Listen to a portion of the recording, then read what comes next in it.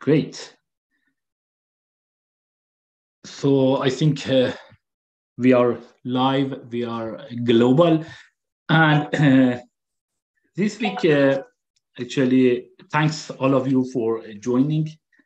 Anytime that you are seeing this live discussion, and this week it is great that we have Professor David Shmoys from Cornell University. He has been all over the place, like in terms of like being at MIT, Cornell, and I think he has done some of the industrial consulting that we can also talk about it. He has graduated like 30 students, actually a lot of number, especially in the more theoretical computer science or operation research. We talk about them, and he got several awards, and he has been fellow of several societies. Without further ado, I think we are starting. David, do you want to say any initial things? No, well, it's a pleasure to be here this morning, and thank you for inviting me to do this. It should be a lot of fun. Yeah, that's great. So I think let's start. Generally, I mean, we are going, there is no specific order. I mean, we are talking about a little bit when you were a child, then we will come back, and then we may go back when you are PhD students, and so on and so forth.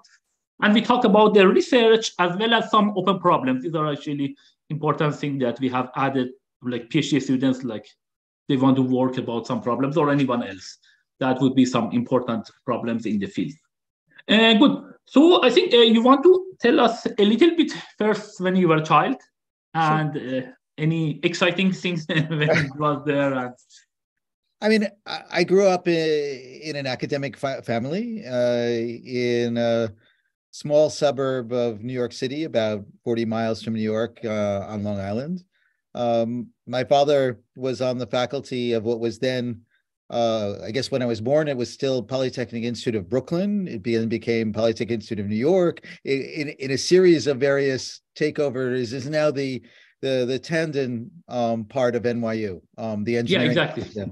But he was working for most of my childhood. He was working at their graduate center, which was in Farmingdale. Again, sort of east on Long Island. And they had moved to the house that I grew up in when I was not quite a year old, exactly because that graduate center was opening up, and my father then could live the suburban life and have his academic career at what was then known as Brooklyn Poly. He was an electrophysicist, but trained really to some extent as an applied mathematician. That his own work was in designing microwave antennas. Not that I really understand any of that, but it certainly was the setting of study was an important part of my life. And my mother was an elementary school teacher. Yeah, actually, that has been common with lots of other guests that we had. Generally, I think this idea that maybe like my parents also were teachers. So I think that is somehow it is the case that if you're professor and teacher, that actually goes to the children. So now the question, I think we will come back, you versus your children as well. But did your father essentially try to help you or encourage you to go to science, or you naturally went to? It was just this sort of, it was in the air. I know, you know, in junior high school, I actually was more thinking about perhaps becoming an architect. That I didn't have the right skill set for that, among other problems. But in terms of sort of the combination of design and aesthetics and engineering underneath it, but there was always math. I mean, math was somehow something that was very interesting to me. It was fun. It was easy. And so I did have a sense that I was going to use math in my life somehow, but I just really didn't have any sense what that would mean. My father, having, you know, as an academic, was aware that, I mean, to make a career in academic pure mathematics is not the easiest road to take. That the expectations are pretty severe, and one needs a fallback plan overall. So I certainly had a sense that to look for something where mathematics could be used, not necessarily that was the in and of itself. He did teach me to program at for that age, relatively young age. I remember some school vacation in 7th grade. I spent a couple of days at his office, and he taught me BASIC. I remember the first program I wrote was I guess it was maybe 7th grade. It was taking American history, and every American child knows how the indigenous population was paid some paltry sum for the island of Manhattan. And so I wondered, in terms of exponential growth, if they had put that in the bank at 5% interest, how much would it be worth today? And so I wrote a program the first program I got running was to compute that. Now you're going to ask me how much it was, and I don't remember, but of course we could all compute that. So which year was that? So I guess I must have been 12, maybe like 1971, 72, something like this. 71. Yeah, I think you have been born, I think 20 years before me, like 79. I was born, you're born like 59. At least according to Wikipedia. So this was, my father, in those days, my father, who, very much computed as a part of his life. He was a dyed-in-the-wool Fortran programmer, as that was the scientific computing language of the time. Yeah. But this was just off of one of the first, I was using a kind of standalone microcomputer that the university had. So no punch card. No, so this was an era of punch cards, but this particular machine, it had a CRT screen for seeing what you were typing. So it was very new. It was a machine made by Wang Computers. Company that long since passed away as an entity. I think it was bought by DEC at some point. The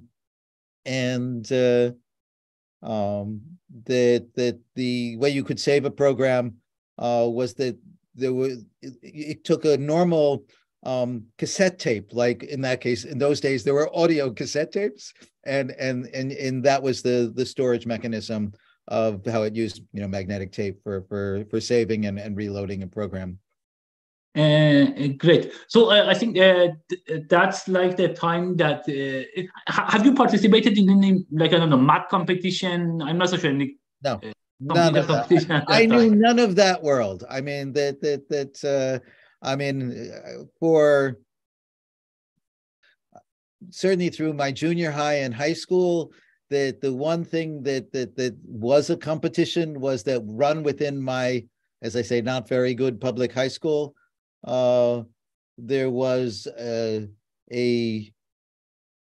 math team that was there, and you competed against other local high schools that you went one afternoon each month. We had a practice every week where we did old questions, and once a month there was a meet where all of the local, it was started in junior high and it happened in high school as well, that a group of nearby schools got together, and you had 5 minutes to do one question and 4 minutes to the next question. Each team got to send up 5 people to try to get the question, and the team with the most correct answers at the end of the afternoon won the meet. And this was certainly a way that I interacted to some extent with other kids who were interested in math.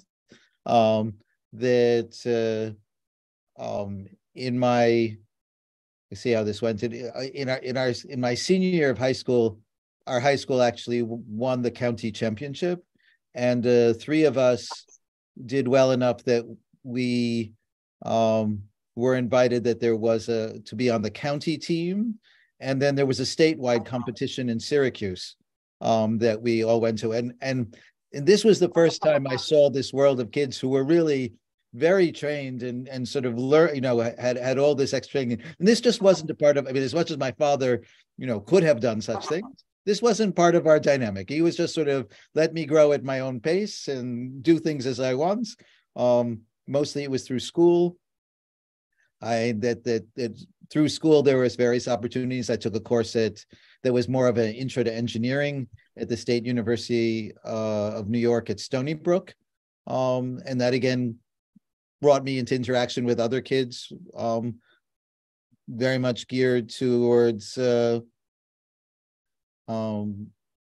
thinking about going into science or as a career, because there weren't so many at my high school.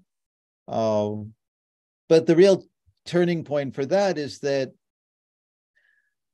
again, it's very strongly influenced by my father, that he had a fundamental belief that at the point that you start learning calculus, you should be taught by someone who really understands it, by a real mathematician who this isn't the limits of the mathematics that they know and would be comfortable teaching.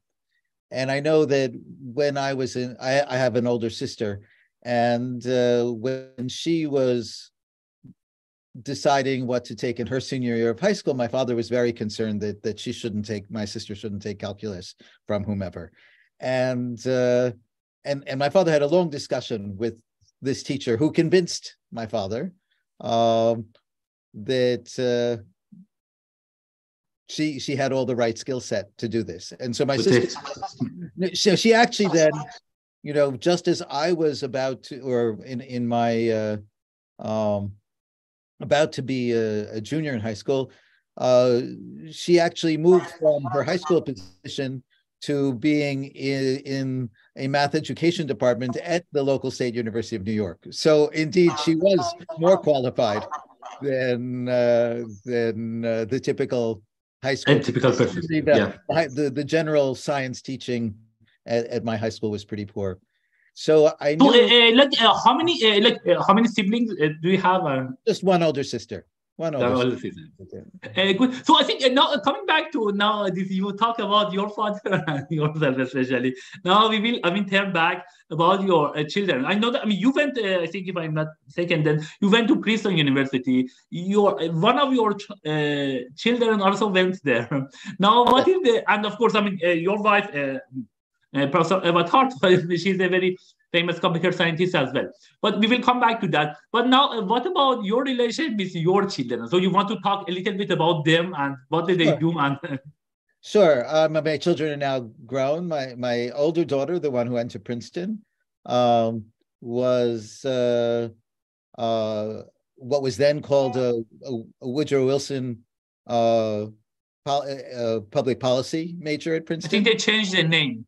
Yeah, so they gave up on the Woodrow Wilson in recent years. It has a more generic name, and I don't remember the exact thing. But anyway, she studied public policy with a particular focus on education policy at Princeton, and indeed, and still to this day, her ambition is to have an impact on education policy. And it wasn't clear what the natural path following her education was. So she spent a couple of years at Deloitte in their federal sector, hoping to work on projects with the education department.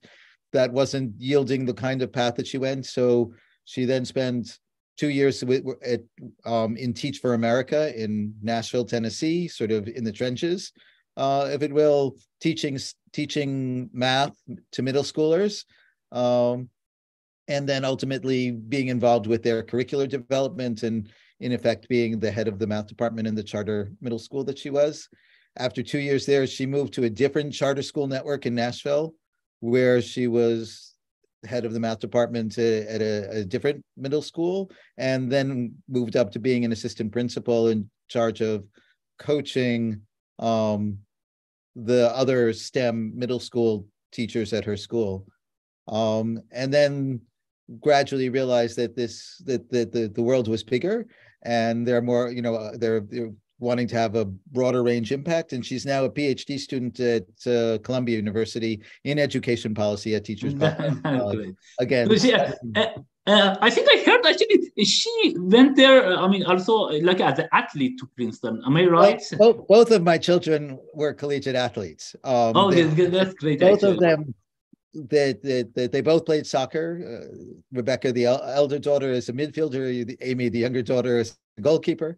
And they both shaped their collegiate choices in terms of how they were thinking about matching their goals in terms of their athletic careers. So yeah, so I think that's actually quite interesting. I mean, like you and Eva both are computer scientists, and they started with soccer. I think that is like, did they have like local coach or something like this? And I think generally, I mean, the like your older children, I mean, they can affect actually the younger ones. But like the first one, essentially, is interesting that. I think there's no question that I mean they're 6 years apart, and the fact that Rebecca was a soccer player certainly influenced that Amy played soccer as well. Yeah. And what does she do, Amy? Amy is a software engineer at Google.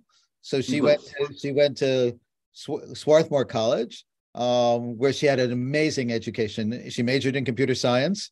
Yeah, I know that school. I mean that because I mean coaching this ACM. No, it is not called ACM. ICPC programming contest, and that school is particular very strong. Sometimes they will come at the top essentially among other well-known schools. Yeah. And it was just really ideally suited for her that being a smaller school, being in many ways a less competitive environment than what one typically finds, let's say, at an Ivy institution. That this was very supportive, and it was the right soccer team for her. They won their conference championship. They got to play in the NCAAs. Both kids got to play in the NCAAs at their respective levels. So they both enjoyed their soccer careers, but they both got tremendous educations in a different way. Amy was particularly interested in programming languages, even the theory end of programming languages, but she really is an engineer. She wants to build things. She doesn't want to write papers about building things. She wants to understand how to design and build. And Google has been a nice environment for her. She was first in the Bay Area, and she just moved to their office in New York. She's the tech lead for a team that split between folks in the Bay Area and in New York. So Yes. that works well. So then have you had any, I think both of them at the end, they are working either math or computer science. I think even your, so did you have any effect or ever, I mean, did you talk with them? No, again, I think both of us benefited from our own parents sort of letting us develop as was natural without sort of pressuring us in any way or other. And so that very much informed how we raised our kids. So, I mean, in particular, both kids, I know in a lot of families, they use the summers to have additional educational programs. Exactly. Our kids would not touch that world. The summer was for sports. I mean, Rebecca, while she converged on soccer, played every sport on earth. Amy played basketball, through junior high, through middle school, in a competitive way. So the summer was very much for being outside and putting their schoolwork away for a couple months and then coming back refreshed. So yeah, that's actually nice because that's a typical thing. Is very, tempting. Like you're a professor. You have several camps or something. Like my daughter or my children in general should go there. I think that's like I had this question whether I should, encourage them more or no, we just let them relax and do whatever they do. But actually, it is quite, interesting the way that you let them. I think, go ahead. Of course, for us, the summer was, fully and maybe not fully, but was a regular work period, right? Exactly. There. So it was very important that we built in structured programs for them to do things. In this way, Ithaca especially in their younger years in elementary schools, was wonderful, and that there was a host of different options, that they could be 2 weeks in this kind of camp. I mean, Amy, I mean, it is definitely more academic, is that one of the camps that she loved the most was a camp that was run. We have a wonderful science center, a science museum, and that they ran programs which were, not very serious science by any means, but certainly in a science-loving environment. And when Amy was in high school, then she was a counselor for various weekend programs for them, because that really did have an impact on sort of how she viewed what kinds of things that she was interested in. Yeah. But come the summer, they were off. I mean, especially in high school, that this was geared towards. I mean, they both knew by early high school that they wanted to play collegiate soccer, and staying on and finding the right programs for that is important in terms of that. So that was what they wanted. That's what was arranged for them. Great. So now the question is this one. like the city that you grew up, that was also in the suburban area, correct? It was a suburb. Yeah. It was yeah. And I think you went to Princeton, which is also a small city, and then at Cornell. So have you ever, considered maybe to be in the bigger cities, or you always? Sure. I mean, in between. I mean, so first of all, I was an undergrad at Princeton, yeah. But I mean, in some sense, even from my growing up years and Princeton years, I mean, my grandparents all lived in New York City. My parents, my parents are first generation Americans. They emigrated to the U.S. At different points in their respective childhoods because of the onset of World War II.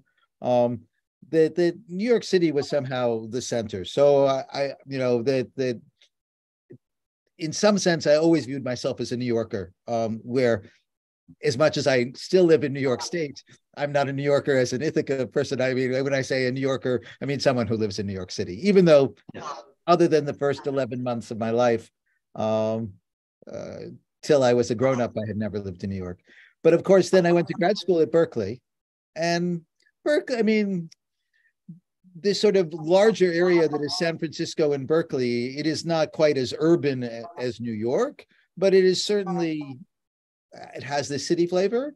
And then, yeah, I mean, as long as you take the BART, you will be at San Francisco. Faculty position were in Cambridge. So again, Cambridge is Cambridge. It's not sort of city because the city is Boston, but Cambridge and Boston together are one urban area, collective area. So yeah, I mean, I certainly do like city life. I kind of had originally imagined that I would spend my life in cities, but the opportunities for Ava and I came to come to Cornell, and while we still partake of all kinds of good city life as our travels allow, that there were a lot of advantages in having two demanding professional careers in a small town where it's still a step back in terms of how life works. Your kids go out and just play with the kids on,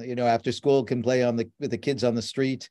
And you call up the neighbor and say, "Hey, is Amy over there? Can you send her back for dinner?" And there are no worries that it's the commute that we each do is under 10 minutes. So that you just mentioned that 6 minutes from your home to office. That's actually great. And I think this, of course, like Cornell has, or Ithaca in general has lots of beautiful nature, especially in the summertime. I think winter time also you have some kind of hockey or like ice hockey or something you can do. The Cornell does, but again, so that there's a skiing downhill ski place that's 25 minutes away.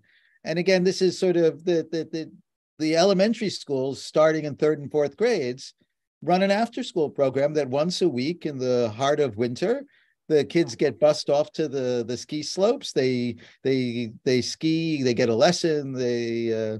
they ski for a few hours. They have a coupon to get dinner, and they come back at 8 o'clock at night, exhausted and ready to collapse into bed. But so both kids.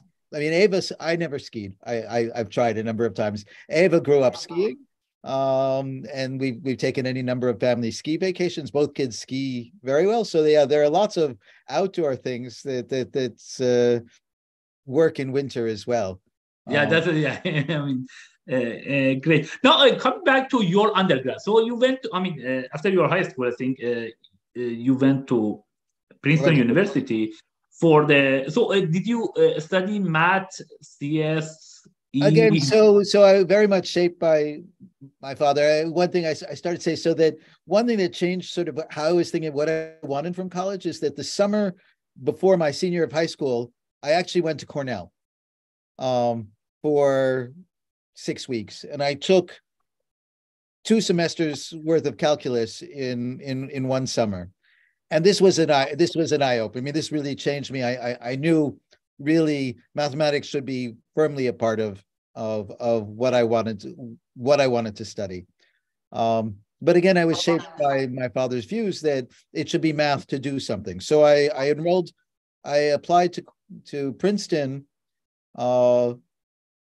The way it works for Princeton, though I didn't really understand at the time, is that you give an ordering of your majors of what you think you wanted to major in. And if the most likely major is in engineering, field essentially. Well, there's sort of a split between engineering and arts because there are 2 different degree programs in terms of what kinds of requirements. And somehow at the end of this summer at Cornell, I thought I was going to major in chemical engineering. I have no idea why. I really have no idea why I thought chemical engineering. Maybe it was because that the next thing is that he wanted to be different from my father, who was a professor of electrical engineering. So my second choice was electrical engineering and computer science. They were one department at Princeton at the time. Yeah. And my third choice was math because I did love math, and I didn't know that I was really choosing between engineering and the School of Arts and Sciences. By doing this. But anyway, I enrolled then as an engineering student. But by the time I enrolled at Princeton, it was to do electrical engineering and computer science. That was my expected major. My first advisor was someone who was doing operating systems, so that I was on a EECS trajectory. Because it was both EE and CS, the first thing you have to figure out in a year and a half is it going to be the more EE part or the CS part? And it was always clear to me that I want to do the CS part. Any exciting things like that you had memory that you have it from your undergrad? Yeah, so to me, I certainly remember sophomore year, I took a course in, I didn't even know what it was called. Maybe it was called math programming. Maybe it was a math course. It was taught by Harold Kuhn, as in the person who, created the Hungarian algorithm for weighted bipartite matching, or what are now known as the Karish-Kuhn-Tucker conditions for nonlinear programming. Yeah. And he taught this introductory optimization course. And I certainly remember really very vividly the very first lecture that he gave, which was a brilliant lecture. It was a fantastically clear that Jeff Shalit, who's an algorithmic number theorist, and he's at Waterloo, I think. Waterloo, was in the same class, and he said it was just like watching Kuhn teach was like eating cotton candy. It was just like it was there and there. It was also easy, but then when you actually had to do something, it wasn't clear that you had to sort of realize how much was packed into such perfect lectures. And so Kuhn was this amazing lecturer, and he came and he started talking about formulating a linear program to capture a real application. And I remember I was hooked that this was it. This was unquestionably the thing I enjoyed the most of any course. And the thing you continue during your whole career about that. Yeah. That's essentially optimization, beginning of optimization. So that's actually quite interesting. Now, you decided to go. So have you, now for PhD, you went to Berkeley. And I think Eugene Lawler Yeah, Gene Lawler. correcting that. Yeah. So, like, was your advisor. So, like, so how was the thing? And I think your research also, I mean, is, your PhD was about approximation algorithm for problem in sequencing, scheduling, and communication network design. So it Yeah, is very aligned with very far. You know, in some sense, you know, there no. I mean, in many ways, I have moved over the last, especially over the last 15 years. But in terms of the sort of the theoretical questions that most drive me, were very much a part of my PhD thesis. I mean, in Berkeley in those days, you built a committee of really of all people. I mean, in some institutions, PhD committees are broader. They may have a minor area that's somewhat further away. But in Berkeley, the tradition was that there were three people connected with theory there. So Lawler was my advisor, but Dick Karp was on my committee, and Dorit Hochbaum was on my committee, and all of my thesis was actually joint papers with Dorit. So she was. Yeah, I knew that actually you had a lot of paper with her, but I didn't know that. I mean, I thought that she was your advisor, but I mean, you were working. So she had just arrived at Berkeley as a young assistant professor. Yes. She was actually, her appointment at that point was fully in the business school. I mean, over time, her appointment moved to IEOR, Industrial Engineering and Operations Research at Berkeley. But at that point, she was in the business school. I went to a talk, maybe at IBM, maybe at Stanford, that Ron Graham gave on approximation algorithms for bin packing. And this was fantastic. I mean, to me, this was fantastic. This was great. And I immediately thought I want to read more on approximation algorithms. And that Dorit and I, as a part of that, I brought a question to Dorit of a paper that I had read as part of that. And that was a paper on the bottleneck TSP for approximation algorithms. And she had been thinking about facility location and various set covering kinds of things. And that's what led to our K-center paper. We have this paper on a two approximation algorithm for K-center, and that's what sort of led to that. And it was fun talking to Dorit. So while Gene was my advisor, he sort of guided all kinds of things. He was certainly instrumental in providing support. That it set up a lot of the ongoing connections. One of the things that I did while I was a PhD student is that there is this edited volume on the traveling salesman problem that's edited by Gene, Yankar Lenstra, Alexander Benoit Khan, and myself. And I started out just as, a graduate student who was handed, here, read this chapter and let us know what you think, as they were compiling this book. But I was doing sort of the level of work that they thought, wait a second, he's actually, doing the same comparable contribution that each of us is doing. So they added me as a co-editor of the book. But Gene really helped shape a lot of things that sort of what my worldview of how to think about research that really is. I mean, that's after all one of the main impacts that an advisor can have.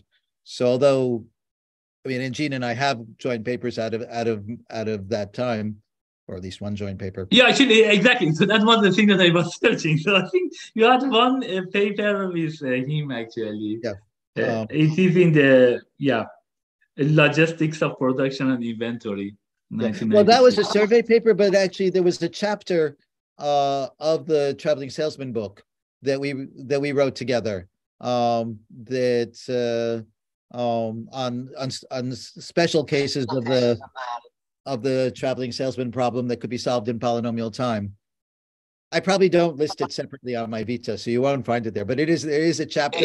I was searching in DBLP, so that so it is a chapter within this book, and it actually contains lots of. Although mostly that book is reporting known results in published papers, that chapter contains a lot of things that Gene and I did together in writing that chapter. So I think you had eight at least publication. I mean, like maybe journal and conferences, we store it. So that was actually quite interesting. Like this, I think now I want to ask the other question again. We talked about that your father and versus your being a father. Now, about your advisor, I think in that sense, I think my understanding is that just let you go and essentially do the work that you like during the PhD. So now you had actually 30 PhD students and actually I think more than 100 defendants. Like we are considering in your tree that essentially like academic trees. So then in that case, so now what about you versus your academic children or the students essentially? I learned a lot from Gene in that sense. I mean, in some sense, the meta message is that every student is different, and every student. I mean, your job is to help them thrive, and to give them a sense of what your worldview is on what constant. And there are a range of many different scientific careers beyond the PhD, and you want to give them the full sense of what their option space looks like, and to help them, figure out how to chart their own path through that. And for some students that might mean week in and week out trying to prove the next theorem. In some it may mean giving them enough space to go off and teach you something and work in an area that you're slightly competent to give advice as to what the right next question might be. But one such student who worked that way is now at Claremont McKenna, Mark Huber. Worked on rapidly mixing Markov chains and coupling from the past. And, I knew some of this stuff, but it's not stuff that I was doing research. He taught me. My role was just to sort of keep him thinking about what kinds of questions are, how to think about, to position a body of work and to move forward. And it's a very different role. So, but nonetheless, it's part of sort of shaping each students in their own way, what they wanted to do. I mean, my first student, Philip Klein, I didn't write papers with. He had been working with John Rife at Harvard as an undergrad. He came to me wanting to think about things that were growing out of it.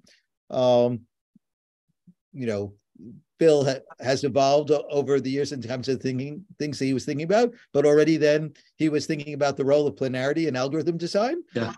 And indeed, that was what his thesis focused on. So again, it was very natural for me, having been advised in the way that I was by Gene, to just sort of give him the space. And, once a week he would come in, we would spend the afternoon and he would explain to me all that he had figured out in the last week. And I would poke and give questions and sort of challenge him when I didn't quite believe this piece and didn't quite believe that piece. But nonetheless, I sort of let him find his own path. In terms of, I think you had a great, a student, just name, if I don't, forgive me if there are some of them that I forget their name, but I think Arvind Chernovasan, Phil Klein, Cliff Stein, Recep Levy, and I think there are several others that, these are especially those that continued their research and become professors, etc. So that's actually,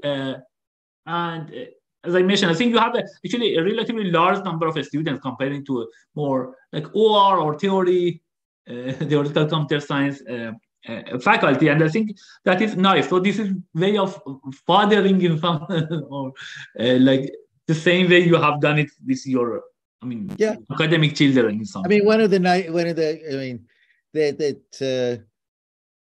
Some subset of my earlier academic children, I think it was Cliff Stein and Arvind and Recep, I think.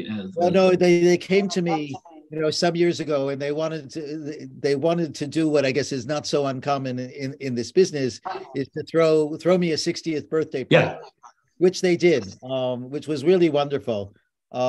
And there's this really, I treasure it, this picture of me with as many of my academic children were there. There was a day of talks and a dinner at the end. And between dinner and dessert, all of my, not just my children, but there were some grandchildren there, and Yeah, even exactly. maybe even a great grandchild, maybe even a great. So it was Omar Al Husni. So he's Vinit's advisee, and Vinit was our Ravi, and our Yeah, Ravi exactly. It was a was strict Phil plan. Yeah. mine, and Phil was mine. So Yeah. there's so many generations that were there, and it's.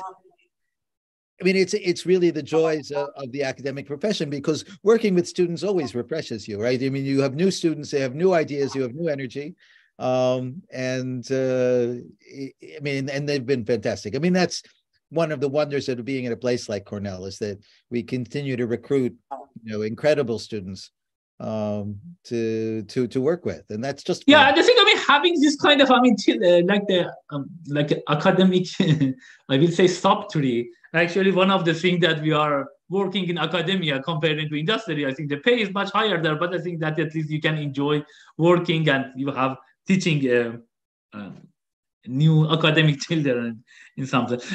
Great. So I think so that was like the way that talk about the academic children I mean, or I guess one other point to make there is that, I mean, in terms of, there are a range of different models. You mentioned Arvind, who I guess is your colleague now. So, I mean, Arvind, I started working with in a completely non-standard arrangement, in that he and Alessandro Pancanesi were fellow students in CS at Cornell, and they liked working together. They essentially proposed that they would come and both work with me together on sort of, and their theses.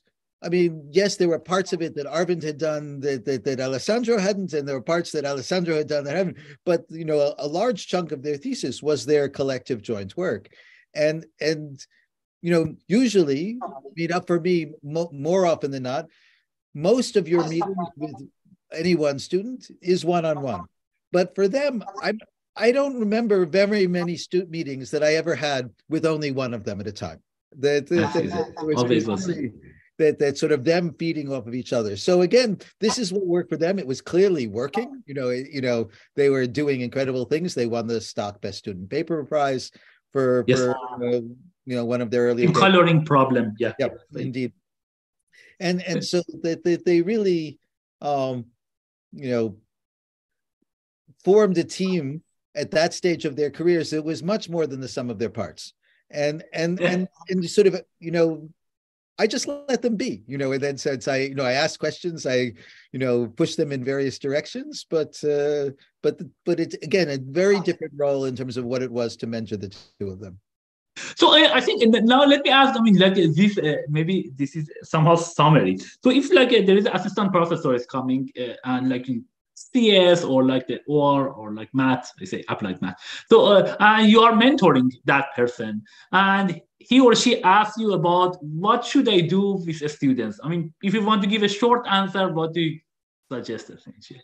So the first thing is that isn't quite answering your question, is that the first thing is to be sure to only expand to the number of students where you really feel comfortable. There's, there can be pressure to, oh, I need to have students and I'll take the student on. So the first thing is to be sure that in taking on a student, you feel comfortable. I mean, that you communicate well with that student, and the other thing is really to give the, within your range of interests, to make sure that you give the student sort of a full sense of, here are the choices, and let them get passionate about one thing. I mean, it should be within some set that you feel you want to make a mark, but to really think about what are the full range of options, and let them help set the path. Because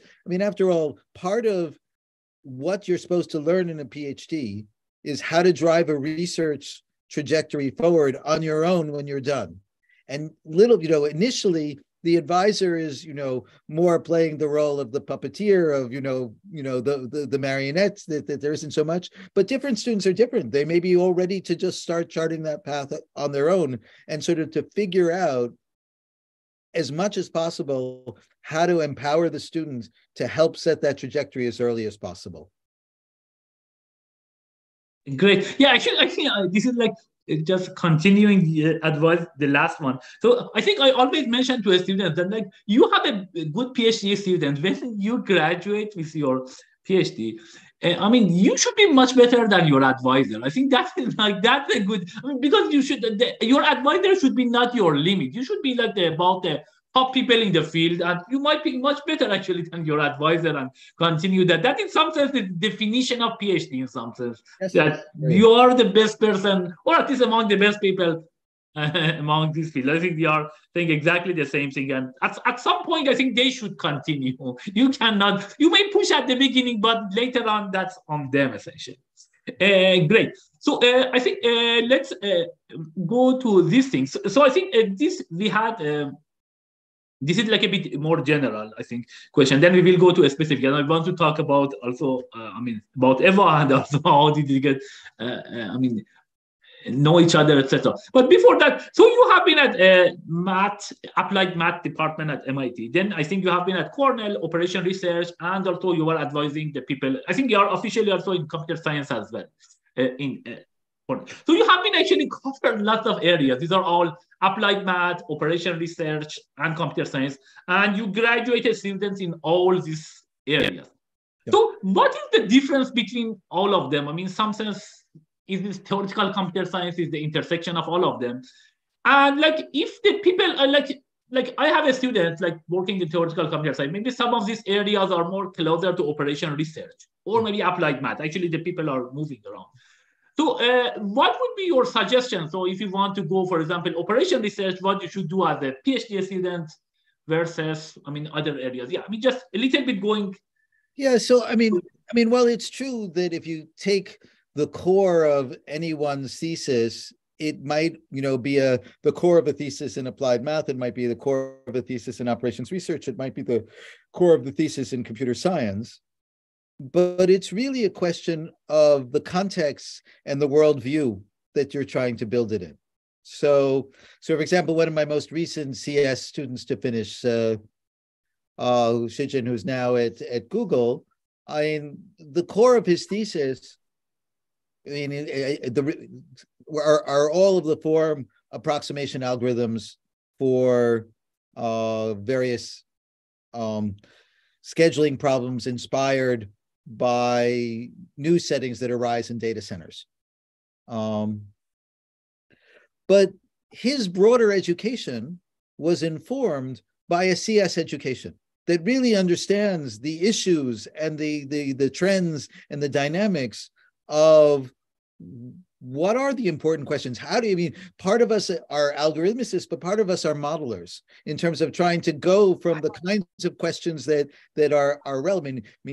I mean, theory is math. I mean, maybe when I was a fresh PhD, I was fine with theory is math for math's sake. But now, I mean, I'm much more interested in theory as being either a model of the real world or actually as a mechanism for thinking about better algorithms that actually can inform actual computation in a variety of, in a number of different settings.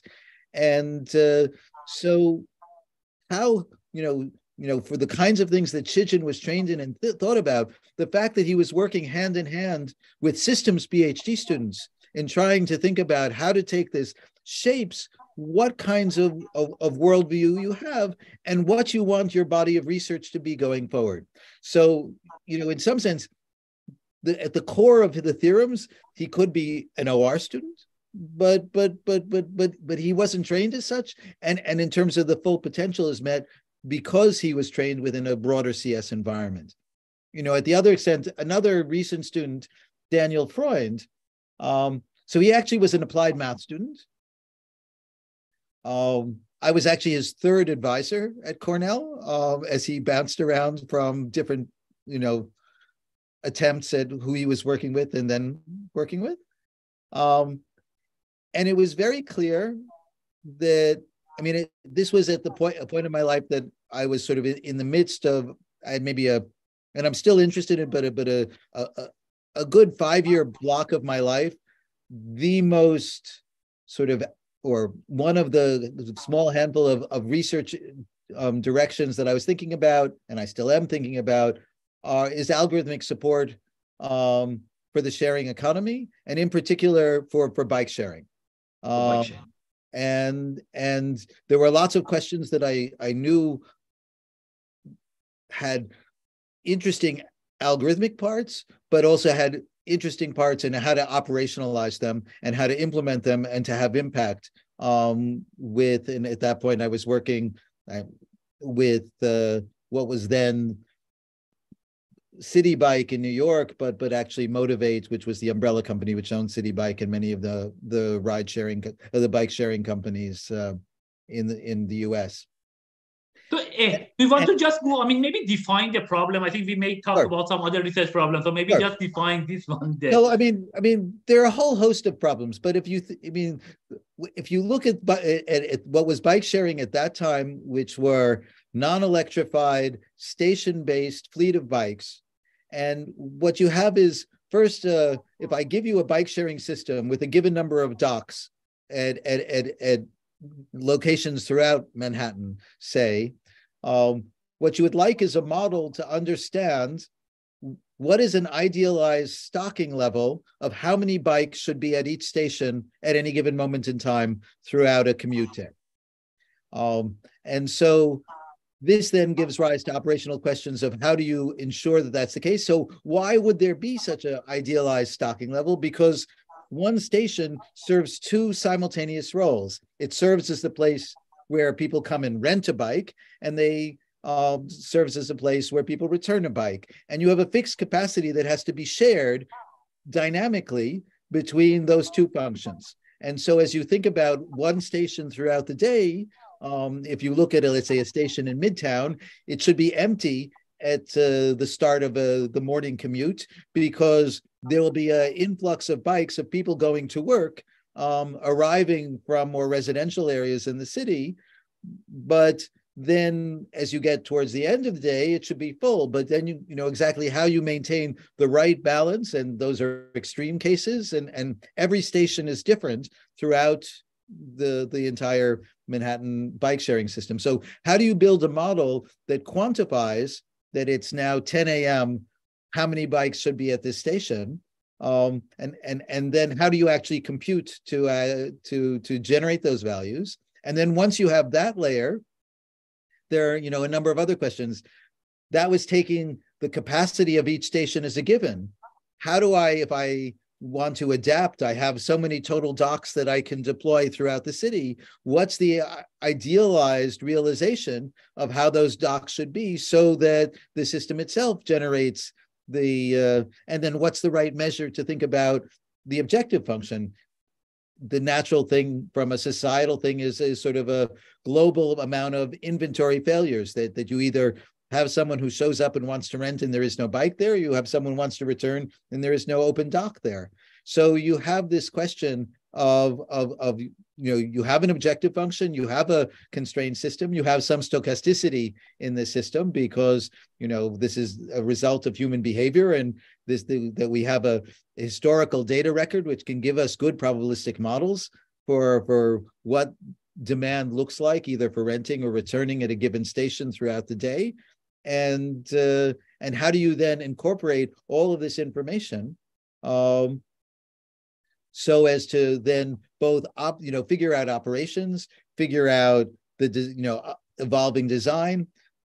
Another thing we built on top of it was sort of a notion of crowdsourcing. How do we incentivize users to slightly modify their behavior so the system becomes more self-balancing on its own? And this is something also that was implemented as part of all that's still in use today. Lyft bought out all of the systems this company Motivate that we were working with. So this is the mechanism design part of it, essentially. Yes, exactly. So there are all these things together. And so I was in the midst of some of the earlier stages of the work. I had one PhD student who was just finishing, having done his thesis on that. He went off to industry, as he put it. This is Owen Omany. He graduated from 2 wheels to 4. He went to work for Uber. He's now a principal research scientist at Uber.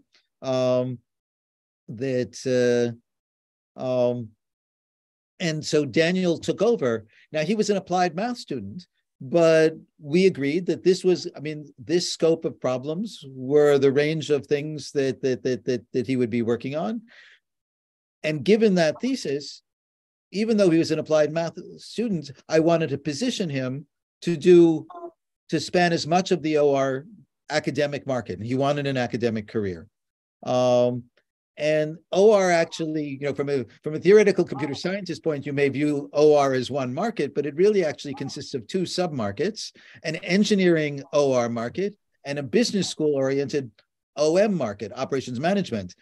And while they very much overlap in terms of who applies for those positions, being well positioned to do well in the OM market is different than to do well in the OR market. And you know, I mean, the really strong people do well in both, but there's a sense of, again, being able to speak the language of the broader culture, to being able to speak the language within an engineering OR perspective versus being able to speak the language within a business school and a business school expectations within an OM group.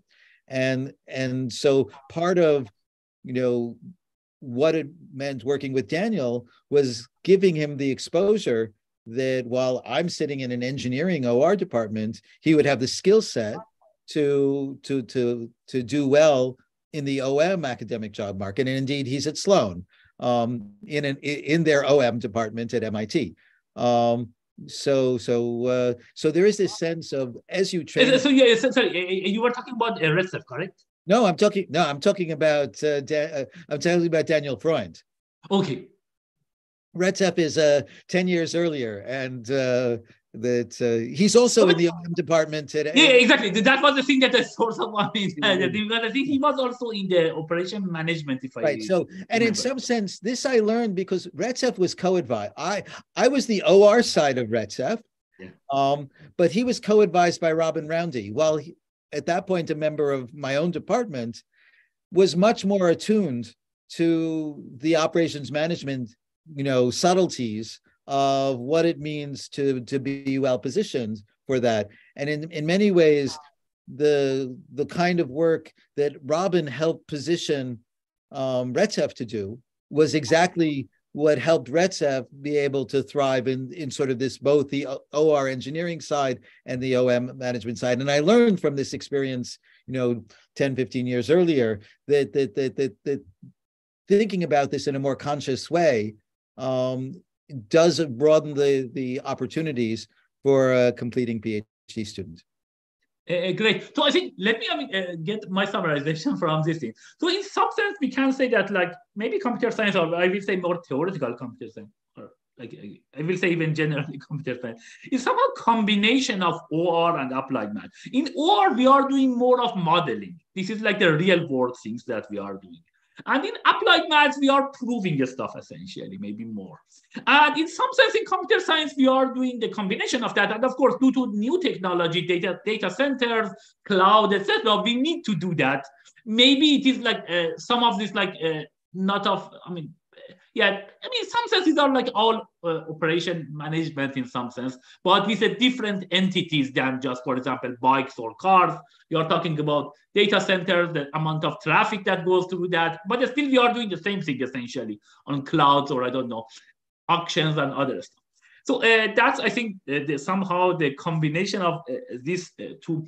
And like, so I think let's ask like a specific question. So you have a student is working on theoretical computer science, but he's working on some of these like intersections, talking about linear programming, optimization, etc.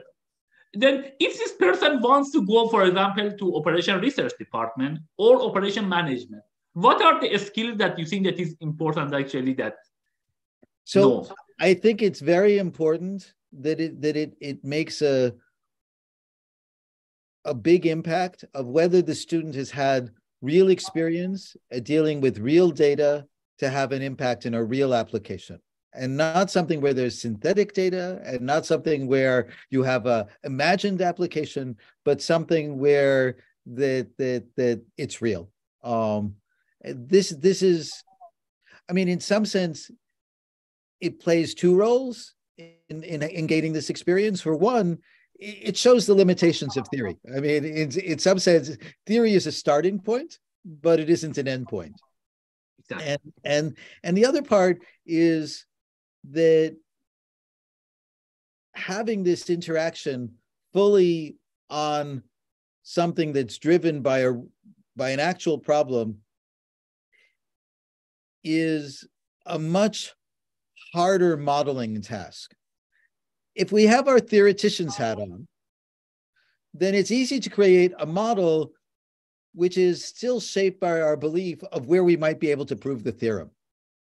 Exactly. The real world doesn't care whether we can prove the theorem. Exactly. The real world cares, can you deliver results that help me do whatever it is essential for that setting better? And this is different. They're different objectives, and this is sort of the extent to which theory is still very much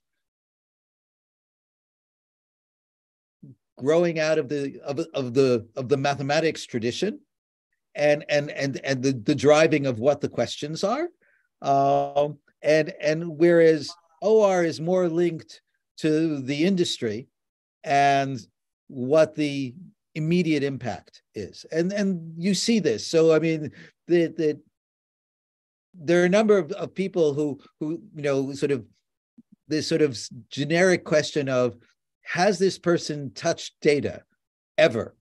Is I mean, real data. I mean, this is a formative piece in terms of how that shapes your worldview, and of course it ultimately depends what you did with it. But this is a dimension that I think is really fundamental. And to some extent, CS is changing the interactions between theory and AI. It is, actually being, on the ground in the real application is much more a part of the AI culture. Exactly. And the adjacency of theory and AI is impacting how much theoreticians in a sort of in a CS education are getting to see this kind of impact. But in many ways, OR was there first in terms of how they viewed things, and the kinds of overall contributions that are part of a package. I mean, so I have a student who's certainly the earlier work is much more he is an OR student, but the work is very much in the OR tradition, in the theory tradition, but he's working on problems which I know the OR world cares about. And so then the next step is to bring the algorithmic ideas to bear on real data to show that the algorithmic ideas achieve the industrial goals that someone with that kind of data would really care about. And so it's really making that transition. Even if you're an OR student, you may start with the theoretical results, but then try to figure out how to translate them to the practical setting.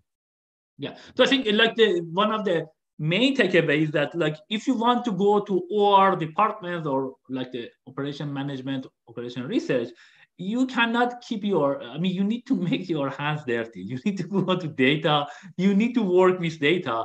And I think that was actually the thing that when I was like a postdoc at CMU, I think Professor actually Arnavi, he was actually your academic grandchild. He was mentioning that, I mean, like we were talking about the TSP improving, I don't know. I mean, a little bit by epsilon, essentially, 3/2 or 1/3 or a different version of the problem by epsilon. But in practice, the people, the instances that they have it, they get almost 1.001 approximation for the problem. So we need to, in some sense, justify that actually even if you work some theoretical things, you need to have work with the data, and you can justify your work versus these heuristics that actually work quite well in practice. I think the same thing that we had it, like, for example, for set cover, we have a log n or even ln approximation. In practice at AT&T, we had the data, 400 data of the real world, and all these 399, we got the optimal solution with the greedy algorithm. One, we were just +1 essentially.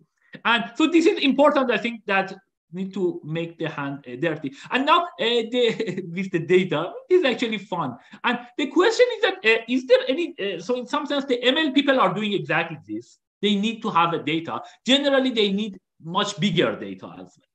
Mm-hmm. So also, I mean, I want to see, actually get your opinion on that. When I was at Amazon, I was feeling these things, because operation research in some sense they were working with data, but maybe not that much of the big data that the ML people are doing now. Is there any disconnect, you think, between the ML world, which also works a lot with the data, huge data, and operation research? That I think I felt that actually in the operation research there were some people with the background of OR, but the ML stuff was more like there was a little bit disconnect. I mean, do you think there is such a disconnect, or? I mean, there's two parallel traditions that I think are growing together. I mean, if nothing else, I mean, if one thinks about the kinds of, I mean, there are a variety of dimensions in which these worlds are very clearly overlapping. That they're different traditions. There's no question about that.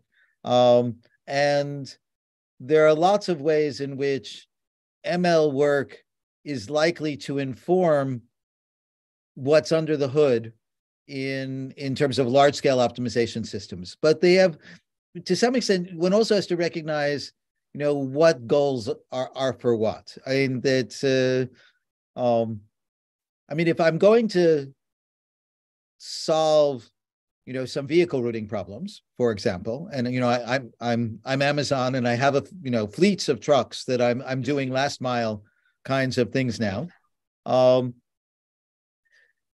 That there are all kinds of tools that ML will do to help shape, you know, sort of the expectation of what kinds of demands I'm going to have.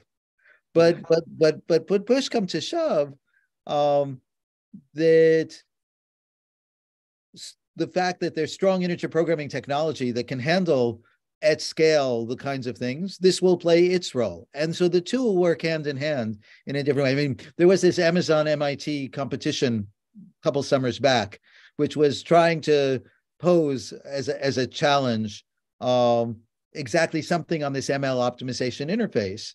And the competition was won by a team headed by Bill Cook, who is really the foremost integer programming-based TSP computer. And it was really the ability to translate the optimization technology to this slightly, you know, blurred ML version of what's happening in terms of package prediction and the like, but ultimately having the optimization technology as the foundation was really the thing. So I think the challenge for the coming years is to build these bridges so these two pieces work together better. And there are a number of people who are really making that their careers. I mean, Andrea Lodi at Cornell Tech has just, you know, moved to Cornell Tech last couple of years from Montreal, where he had been collaborating with Bengio.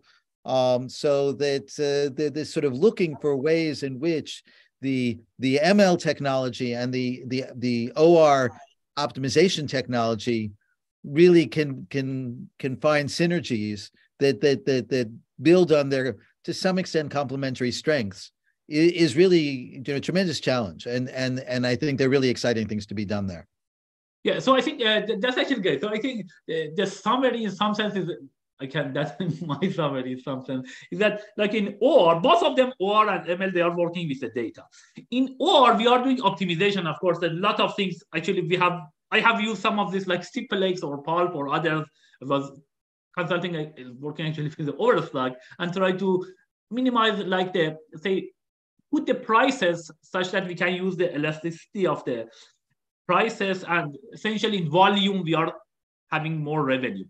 In some sense, sometimes we have the optimization part, and a lot of work is there and lots of tools there, like SimpleX, Ruby, Pulp, even in Python. And there are lots of, but this optimization, generally they need input. And this input can be stochastic, can be essentially different at different times. And these are one part that actually ML can be very helpful. And we can get, for example, like if you want to price some item, you want to see how many from this item you will sell it with certain properties or certain features of that particular item. And that is important. If you have this number, then you can optimize. If you don't have it, you cannot do that. This is the part that ML comes and helps a lot, essentially, in this. Yeah. So this is, I think, a very natural way that ML and optimization actually work together, and they have worked together. I was actually So we are seeing all these like advances in large language models about understanding humans. And I was remembering when I was at Google, I think 2017, I heard from Jeff Dean that he was mentioning to, I mean, I think the wow, that we want to also do some of solve your optimization using the ML techniques. I think so far, I mean, yeah, I don't know. I mean, maybe it have done it smaller scales, but not in a large scale. Maybe the optimizations. I think that would be probably an important challenge. That can we use that? You want to say add anything? I mean, I agree. I mean, I think they're interesting questions. I certainly want to see that line of work to develop. The directions where that's taken are sort of the low-hanging fruit. Are that, I mean, if one thinks about sort of the inside pieces of what makes something like Gurobi work, are all kinds of heuristic methods, which, could be trained in terms of, there's this very fine art of, as I'm exploring a given node in a branch and cut tree, how broad, how deep before actually advancing there's sort of this notion of strong branching in MIP methods. And this is the kind of domain where people are working hard to try to use ML methods to actually have unexplainable but actionable rules that help drive these kinds of things. And this is where one place and where the ML world and the optimization world are interfacing and experimenting with quite reasonable degrees of success in providing the next generation of optimization solvers. So there's sort of the holistic view, which I think is what the kind of thing that Jeff Dean was referring to, of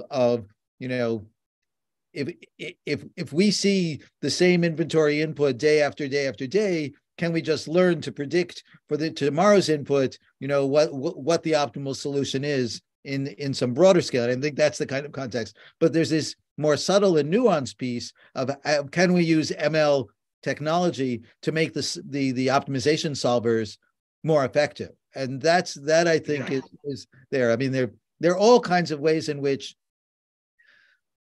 what actually makes standard mixed integer programming solvers is heuristically and engineered solutions of to what extent you delete what appears to be redundant constraints that you've generated, as you're generating additional valid inequalities on the fly, which get incorporated into the formulation, which don't. These are all things for which there are potential roles for good ML technology to be layered on, and this is all where work is happening. It's very exciting, and we'll see what the future brings.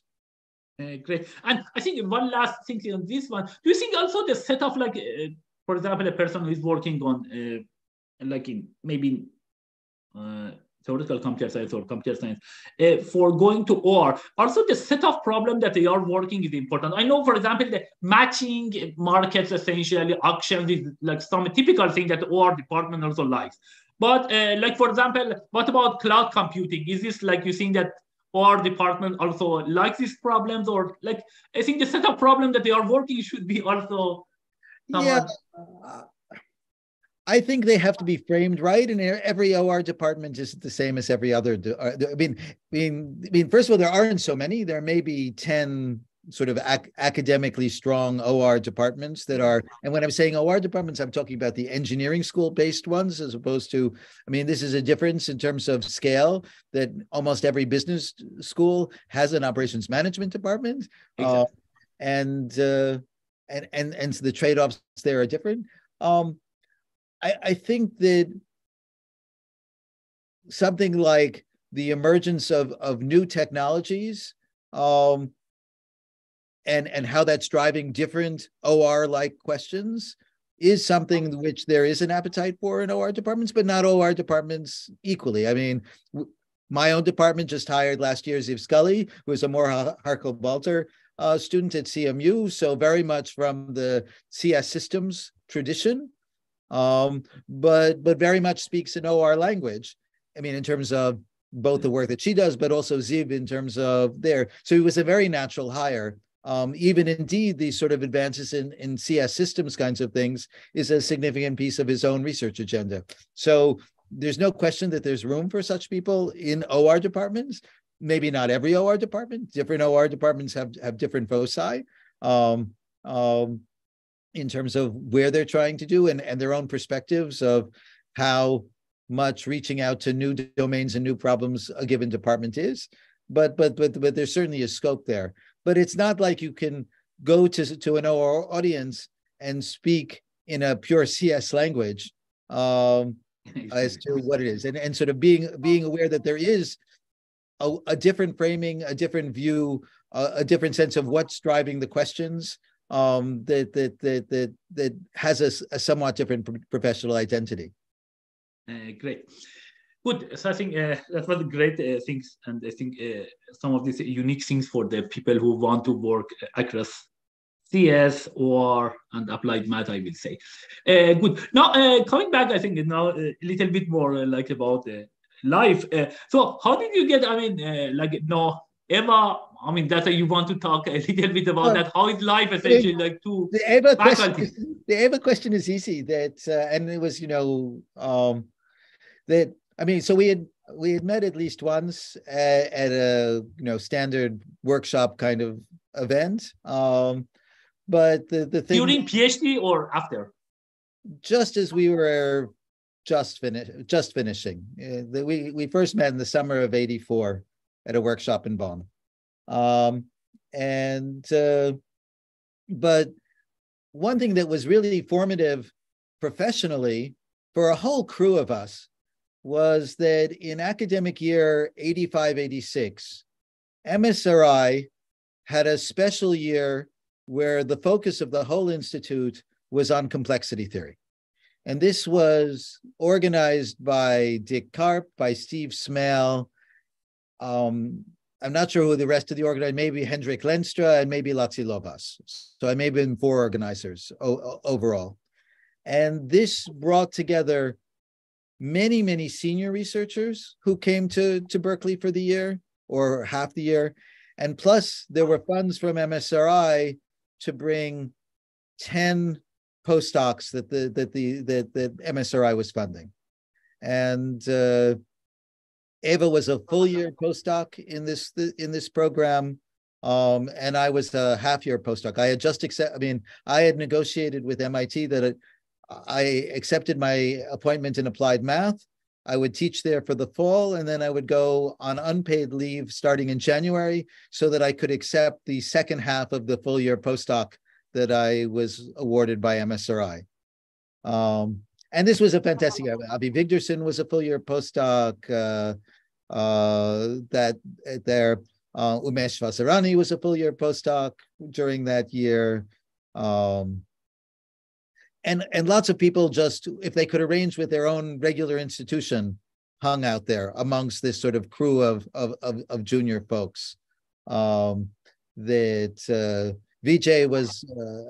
Vasarani was a junior faculty at Cornell. He arranged for leave that he was there for a good part of the time. So there were maybe 15 to 20 of us in just having finished our PhD to maybe 2-3 years into an academic appointment that were all at the institute. And then many, many senior people. Les Valiant was there, John Wright was there, Michael Rabin was there. Of course, the 4 organizers were there.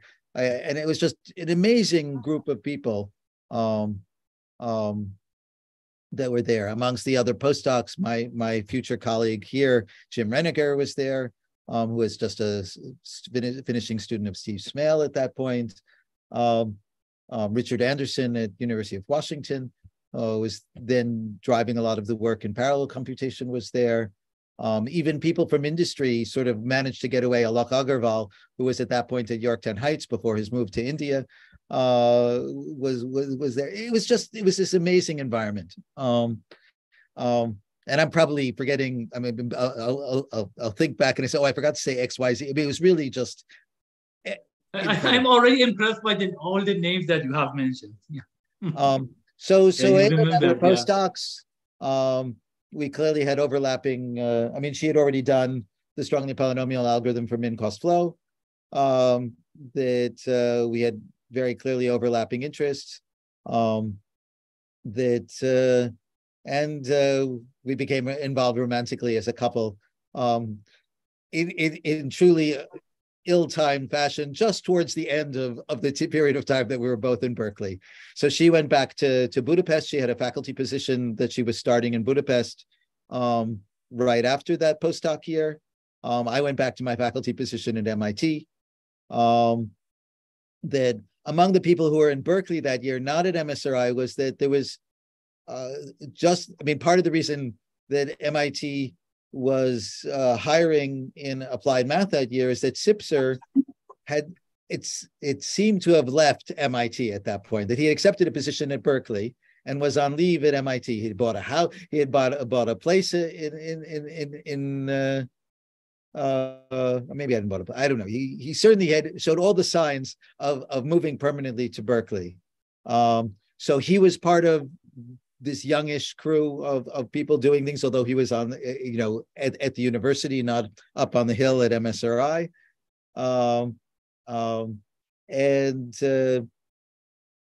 There was this incredible, he taught his standard at the sort of deep into the complexity theory book, not the sort of, some of the early part, but sort of all of the latest advances complexity theory course that he taught that spring at Berkeley. And all of it, a lot of MSRI just came down because Sipser was teaching this course. I guess sort of at the most extreme and sort of the elderly, the older range of people who were around MSRI was Jack Edmonds, for example. So showing up at Sipser's complexity theory course. So so Mike and Eva knew each other from that time, and Mike had been encouraging Eva to consider coming. Go back to. Even without the fact that Eva and I were involved, that Eva should consider coming to MIT. So indeed, she was back in Hungary for a year, so 86, 87. And in 87, she accepted a visiting appointment at MIT. And in those 2 years, it became clear that our relationship was permanent. And so we made arrangements to figure out how to manage solving our dual career long-term problem overall in the US. And ultimately that led to us moving to Cornell together. That has all worked very well for us, I have to say. Great. And I think how is it going? Like there are some also that is interesting. Like sometimes, you are working. Your husband or wife working is a professor, but in different field. You are working on the same field, so you want to go to the conferences. Like there is a stock or fund or something, and there are children involved. So we negotiated this out. Are you going to go? Early on, we tried various ways for both of us to go. That. When the kids were little, we had au pairs, we had nannies. And so there were times that we tried taking the child with us to the conference along with full-time help. But we've discovered that was in general going to less than half of the meeting, because there would be the question of, we were around, we should be there for meals, we should dare to say goodnight to to Rebecca or whatever. There were some times that my parents came and babysat. I remember stock in Philadelphia that my parents came and took care of Rebecca. In the end, we decided that didn't work for us. So we went to a mode of, who gets to go to which conference, or sometimes we would even split up that there was some conference on the West Coast, which was particularly tricky. That I remember David Johnson commenting when I showed up at breakfast one morning. He said, "Wait a second, Eva was here last night." And I said, "Yeah, my parents took one night. Eva was here until yesterday. She took the red eye back. I took the late flight in, and we crossed paths in the night. But this took care and management, and it certainly placed limits on what was possible overall, and what kinds of things that we could accept and agree to. I think you have done. You are working both on optimization, and I think you have done it a lot for your own life in terms of the thing. Yeah. And I think you had also several papers together. So I think, did you work at that time at MIT time and then continued working together? Or are you still working together on some problems? So how is it going? So we always viewed it, I mean, it was convenient to work together. We liked, we talked about technical things together quite a bit. But we sort of knew professionally, long-term, it wasn't healthy in a number of respects. I mean, we both tease each other that before questions of how to manage raising our children, the most serious disagreements we ever had were about how to write papers. But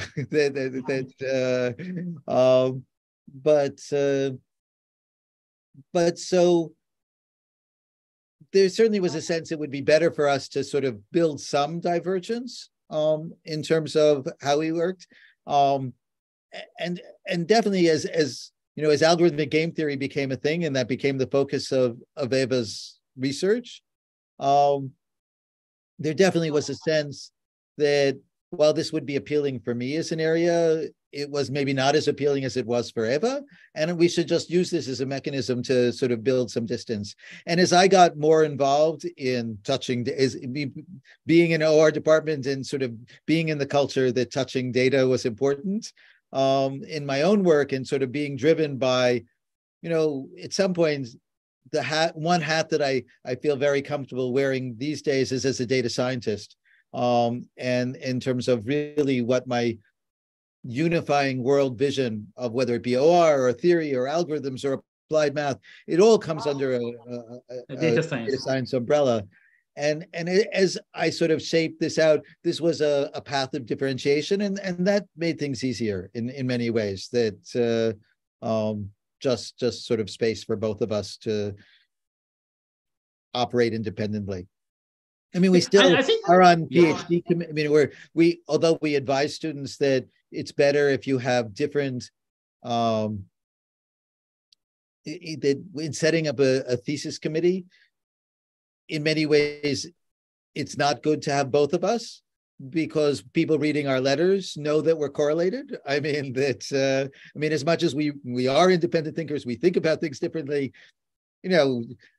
30 years of shaping, 35 years of however many years, some number of years of shaping each other's worldview. We think different, independently, but they're correlated thoughts nonetheless. That from just having talked about things so much over the years. I mean, from when our kids have been grown and outside of the house. So, I mean, Amy started college in 2015. So, almost approaching 10 years. It means that dinner time discussion is not focused so much about family. Still family, comes into play, but can also just be a question of we're in different departments with different stresses and different demands. And we talk about our days at the office and react to. And I mean, I think each of us views the other as our first point of advice in, whether it be administrative, whether it be research, whether it be, the politics of research, that we each rely on each other for. But maybe, less on the exact paper working together. More. Yes, but we're not, but we tended to avoid writing there. I mean, if one of us is stuck, you'll say, do you, is there a paper out there that you think might be useful? And of course we do, I mean, I certainly am blessed with thinking about that Eva is just an incredible resource. And having that, at arm's length is an amazing blessing. We've never co-advised a student, though there was one, Renato Paz-Lema at some point thought that maybe he wanted to be co-advised. He ended up being just Eva's student. And it's not clear how that would have worked. I mean, again, sort of Shijin, the student I just finished, when he started, wasn't sure whether he wanted to work with Eva or wanted to work with me. Things happened quickly in things that I had suggested to him. So he ended up being my student. I mean, it's nice being close. I mean, we certainly can appreciate at every level the work that the other is doing. and that's a real different dimension that, of course, most married couples can have, in addition to all the other things that marriage involves. Yeah, it's great. And so, I mean, I know that Eva do actually lots of admin jobs, like become department chair and others, I think. So, have you also, I mean, have you tried, I mean, admin stuff? Have you been there? So, how did you like them? That's the, some of the experience. So, I mean, I actually, so for a while, so we were both directors of the graduate programs for our respective graduate programs simultaneously. And we discovered this was bad. Because among other things, especially this was time both kids were, in the household, the peaks of the workload, the intensity points were exactly synchronized. And indeed, there were various places where the two units competed for resources, and that wasn't healthy. And it was very clear to both of us that our respective departments viewed our tenures as directors of graduate studies as successes, and were grooming us for being department heads. Eva was asked first relative to where there is timing. And she actually warned the dean of engineering that she's happy to take on the job, but one consequence of her taking the job, that if he were to ask me to be the OR head, we would not do this simultaneously. And indeed, this came to pass that the dean asked, Eva told me this, is that really true? And I said, yes, that's really true. And so, that shaped the discussion. But, subsequent to Eva's term as head of CS, I became head of my own department for 4 years. Did you like the job? So I had other significant administrative roles in between. One of the things that happened in between was the founding of Cornell Tech, and I was among the people who helped write the proposal the founding Cornell Tech was a competition that you had to write a proposal. So there was a team led by the provost, Ken Fox, who had been the dean that I was just referred to, and the dean of engineering at that time, Lance Collins, and the dean of computing and information science, Dan Huttenlocker, were the leads on the proposal writing team. And then there were various other next tier of coordinating. My role was in terms of coordinating the piece of the proposal that today we call Urban Tech at Cornell Tech campus. And then when we were awarded the campus by the New York City, I headed the infrastructure of just setting up the bridge between Cornell Ithaca and Cornell, New York. So I had a major responsibility in these sort of early days of coordinating all the initial applications to the state of New York for educational programs. So I had quite a bit of administrative experience before I became department head. I liked being a department head. I mean, our kids certainly recognized that in her first term. Eva is now back being chair.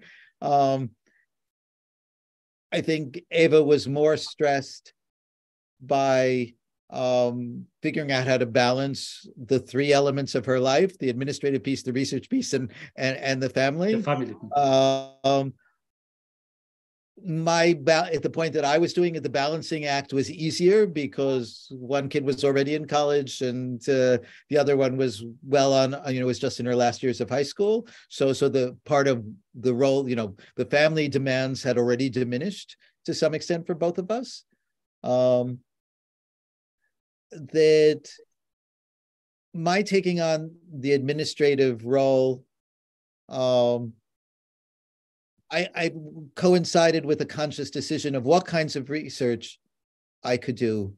There's a line that Eva and I both learned from Christos Papadimitriou, who, in asking, when he was department head, what fraction of a time is it? He said, well, it's about 25% of my time, but that's exactly the problem. It's 1 minute out of every 4. Exactly. Lots of interruptions. Yeah.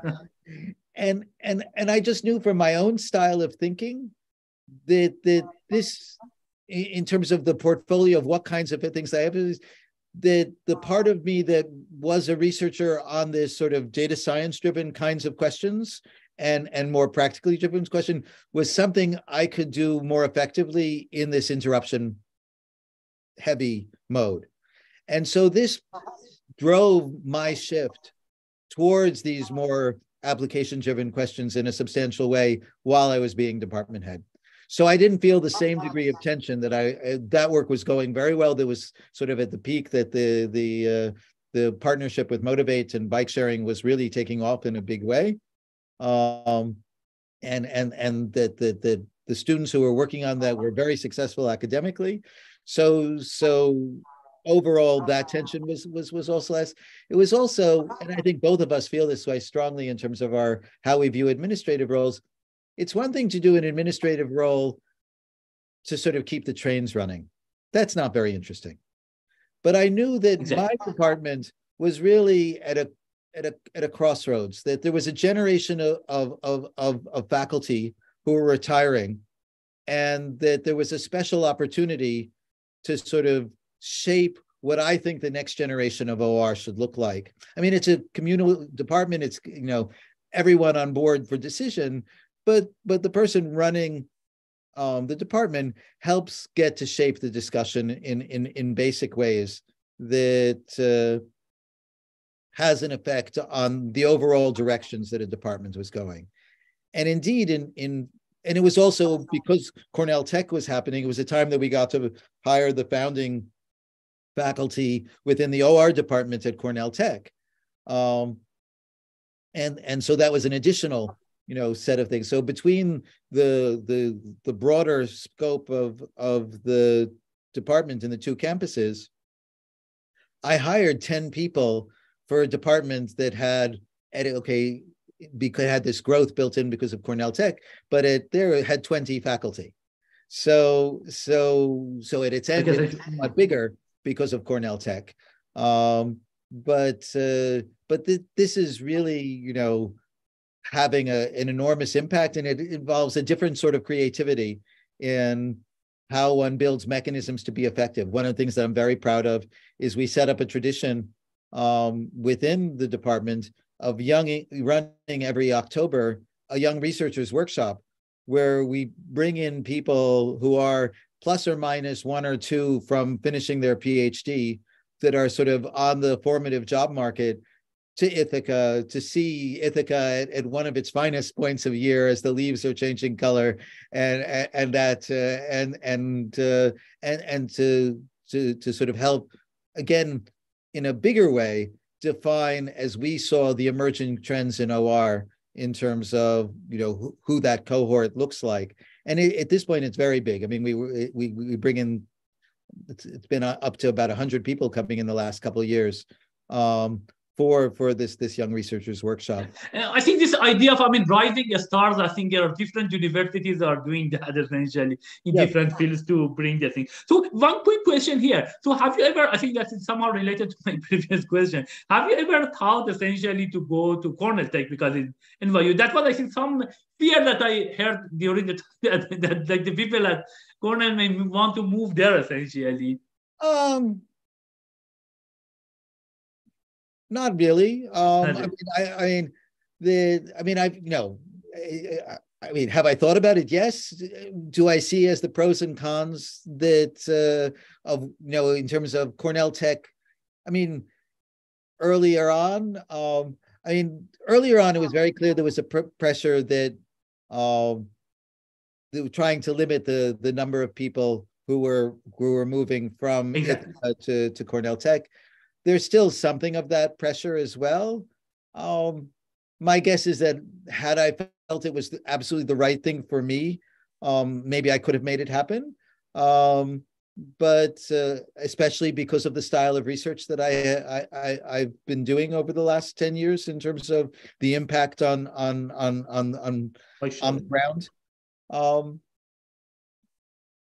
it's different. I mean, I very much like the culture that I'm amongst on this whole academic culture that I'm on overall, both in terms of the scale of, I mean, Cornell Tech is still small. I mean, it may be 10 years in, but there are 6 OR faculty members. There are, And they don't have all the departments that you have it at essentially at exactly. So I mean, I have a very close working relationship with people in civil engineering, and there is no counterpart of that yet at Cornell Tech. So I mean, it's just a different scope. I mean, I've one of my recent research initiatives is in using optimization technology and some amount of social choice things for congressional districting questions. And this ties into the social sciences. And this is really what has sort of helped shape my administrative goals, in that I'm now currently director of a Center for Data Science for Enterprise and Society, which is trying to sort of to take advantage of Cornell as Ithaca as a campus is very, in its DNA is the notion of interdisciplinarity and reaching across college boundaries. And this is really the mission statement of this data science center, is to, while very much at its core, to be integrating the sort of the methodological units, the computer science, the OR, the information theory traditions in ECE, the statistics, welding together all of these departments into one common piece, but to reach out from there to the ever-growing domains in which data science can have impact, and in particular in the social sciences. So this is something that's doable on this campus, and this has been what I've been working on. I mean, life didn't turn out as I expected, in that the center was founded just as the pandemic was starting to rage, but that shaped the next couple of years of my academic professional life, in that a group of us in an OR played a fundamental role in advising the president and provost of Cornell on using modeling to inform decisions about when Cornell should reopen, how we did. In fact, Cornell was fully residential already in the fall of 2020. And yes, I do mean the fall of 2020. So we invited all 16,000 undergraduates to come back to Ithaca that fall.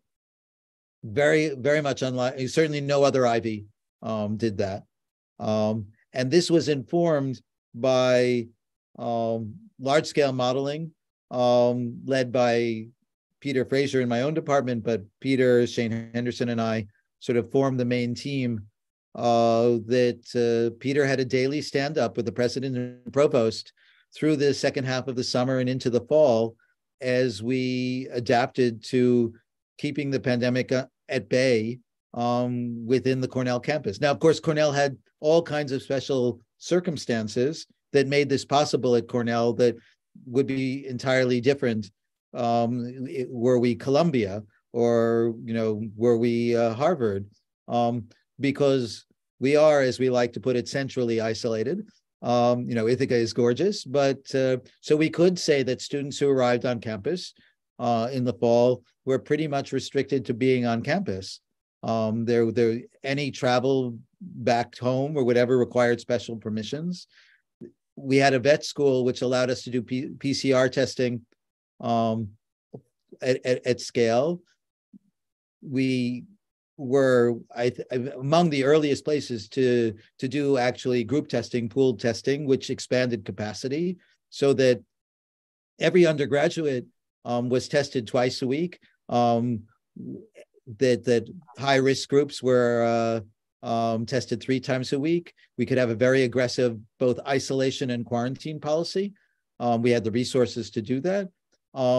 We used the fact that the social network of a university is well known so that we could act faster to do quarantine for people who were probably exposed before contact tracers could actually identify them as being exposed. I mean, if somebody on some varsity athletic team that was practicing became positive, and then the entire team was placed into quarantine instantly. So that you have essentially used operation research and real life for this yeah, absolutely purpose. yeah. And then, there's a PNAS paper that talks about methodologically all the things that we innovated in order to do this. Great.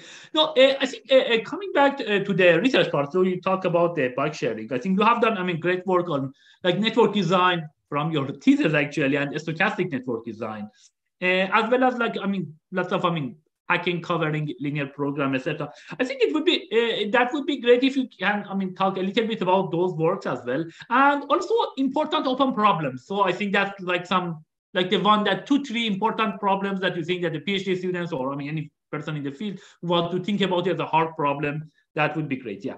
Yeah. So I think a common theme, even going back to my early theory work, is that I was always particularly motivated by places where practice seemed to be outrunning theory. So, you talked about the traveling salesman problem earlier, that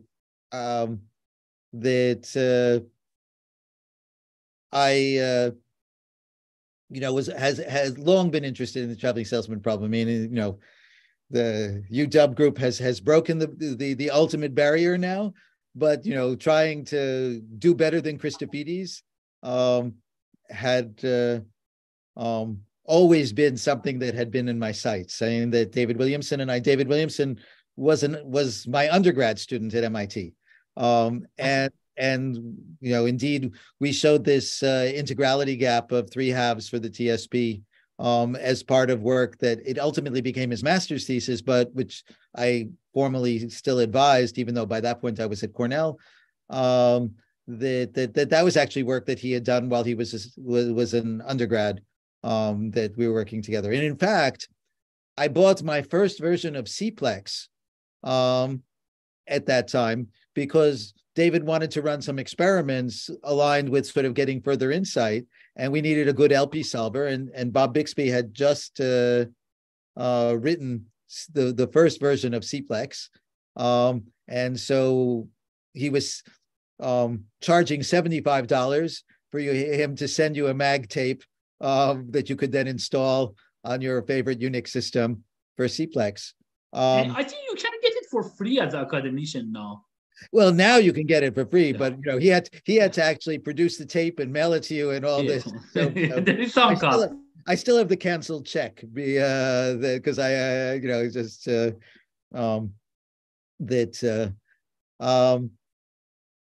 anyway. So those sorts of questions were always important to me in terms of what role theory should have.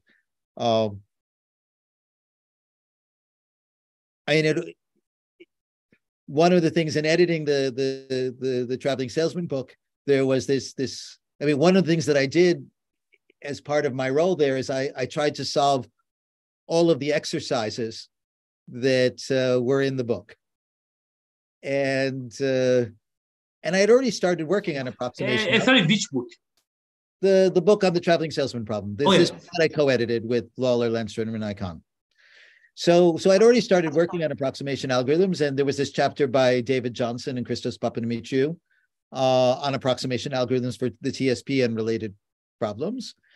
And as one exercise at the end of the chapter, the section of the chapter on that gave the Christofides analysis, David had as an exercise to give a 3/2 approximation algorithm for the TSP, but the path version. And he gave 3 variants of the question. What if you just wanted the best Hamiltonian path? What if you wanted the best Hamiltonian path with one endpoint fixed? And what if you could fix both endpoints? And I could do the first part, but I couldn't get 3/2 if both endpoints were fixed. I struggled, and eventually I admitted to Jan-Karel Lenstra and to Jean Lawler, who I was talking to, who Jan-Karel was visiting from Amsterdam that summer. And I admitted to both of them, look, I just can't solve this problem. This is supposedly my area of research, my thesis, but I can't solve this problem. And young Carl said, come on, just write to David and admit that you can't solve it. So I wrote to David, and he wrote back 2 days later. You mean David Johnson, correct? David Johnson, yes. He wrote back, you're right, I can't solve it either. I can do a factor of two. David wrote, I can do a factor of 2, but I can't do anything better. And but I think you had the paper with Bobby Kleinberg. Exactly. And then actually shortly thereafter, a few years after, young Carl had a PhD student, Han Chodoven, who could prove a factor of 5/3. And one of your former colleagues at Maryland, Samir Kuhler, also could do 5/3. Somewhat different. I mean, different analysis, more or less the same algorithm, but somewhat different analysis. And this stayed as sort of the Christofides analog for many years. And then shortly after the first of the sort of, there were these 2 papers. There was the 7-author paper on the asymmetric TSP, and then there was the Oveskara and Saberi Singh paper on the graphical TSP that started showing progress. I put Hyung-Chan on, Bobby's and my PhD student on, let's go back and think about the ST path version, because there seemed reason to believe that life was different, and this might be a setting that we might be able to do something better. And indeed, we were. I mean, that was sort of the first setting where the sort of in the full metric case that the sort of the randomized rounding approach in a full metric setting beat the Christofides analysis. Unfortunately, the Christofides analysis is what gives rise to 5/3. The 50 Christofides style analysis is what gave rise to the 5/3, not 3/2. So, I mean, but getting back to where I started, in general, thinking about settings where it was very clear that there was enough structure that problems were more solvable than what we could prove, drove a lot of my theory research. One of the results that's joined with Eva on minimizing make span on what so-called unrelated parallel machines was our results give a factor of 2, and we proved an impossibility result of beating anything better than a factor of 3/2. Yeah, that's actually a beautiful paper. Yeah, that one. That part of the reason I started thinking about it is that I went to a talk talking about computational results of what the IP did, and now this wasn't a really good talk. I don't even remember who it was, but the person was badly conjecturing that maybe the IP was integral because he couldn't even find examples where the integer program gave rise to a fractional solution. It isn't really hard to give rise to such examples. I mean, after we showed a 3/2 integrality gap for the IP. But this was a style of things as I was thinking about theoretical results, where I was particularly paying attention for, especially because a lot of the work that I've done from a theory perspective has been in trying to show the strength of mathematical programming relaxations overall. So in general, I think for the audience, the general audience, that we are seeing a problem, it is like integer, everything should be 0 and 1. We will relax it to integer linear. I mean, the integer linear program, it is NP hard. So at least so far, we cannot solve them. We relax them to integer, like the linear programs, that instead of 0 and 1, it can be arbitrary number between 0 and 1. But the question is that if the variables become, I don't know, 0.52, then what do you want to do with that?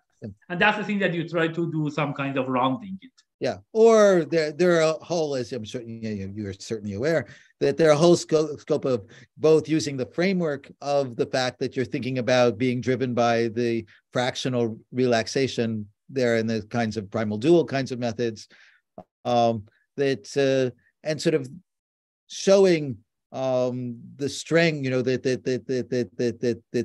because let's say it's a minimization problem, solving this relaxed version of the problem always gives a lower bound, just proving that lower bound is provably good. And in this,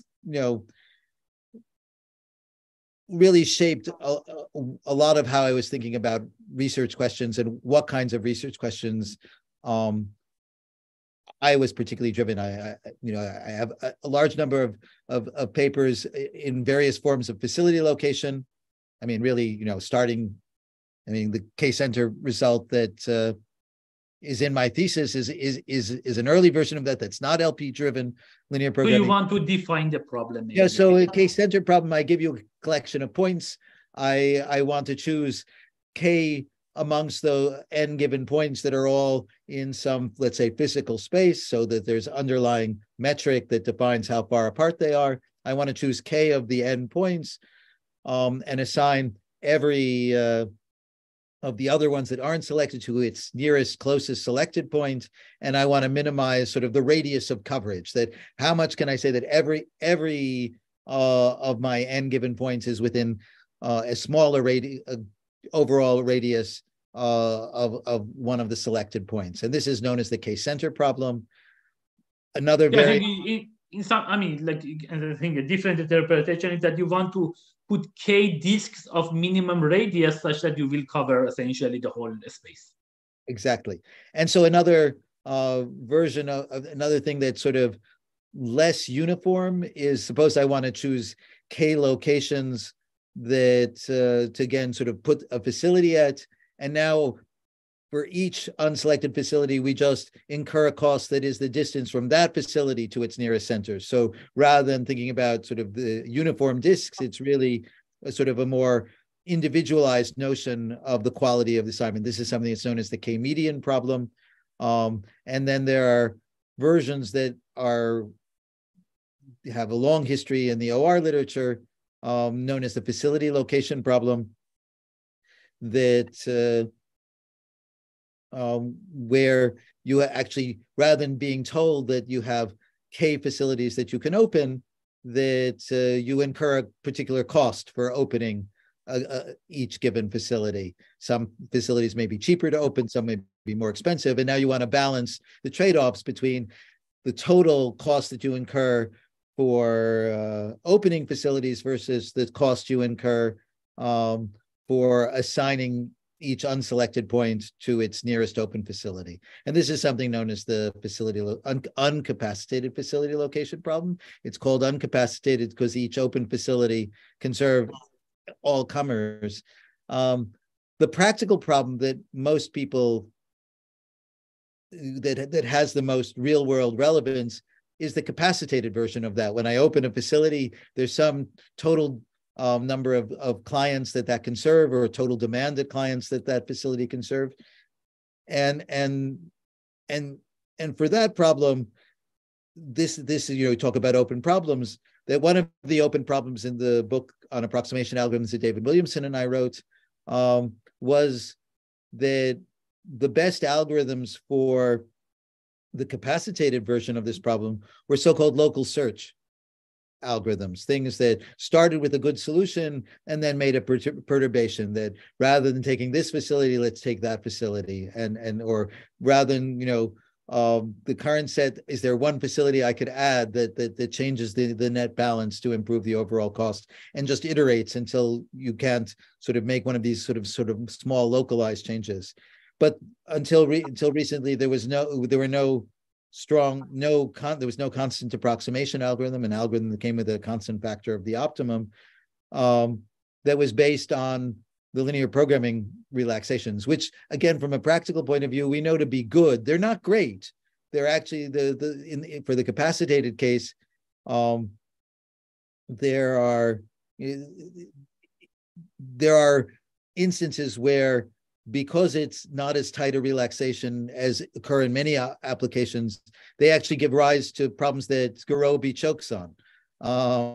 And so one general theme of research that I've been interested in over the last 10 years on the theoretical side is getting a given understanding of what classes of additional valid inequalities can we add to formulations so as to move a formulation from something for which there isn't a constant ratio between the best integer solution and the best fractional solution to settings where by strengthening that relaxation, building in additional constraints that all the integer solutions must satisfy, that we can end up with better results. And indeed, there are special cases of the capacitated facility location problem that can have it. Really, so work that I did with one of my PhD students, Tim Carnes, showed very restricted settings for which a family of inequalities known as the knapsack cover inequalities provide strength. And in general, both low cover and knapsack cover inequalities are very potent inequalities that, while there's been some work, we don't fully understand that in terms of what their limits are. And for example, for the capacitated facility location problem, there are variants of extensions of the knapsack cover constraints that I would conjecture could yield things like a 5 approximation algorithm. And we don't know anything comparable that's LT-based. That would actually even outperform the local search results that are available.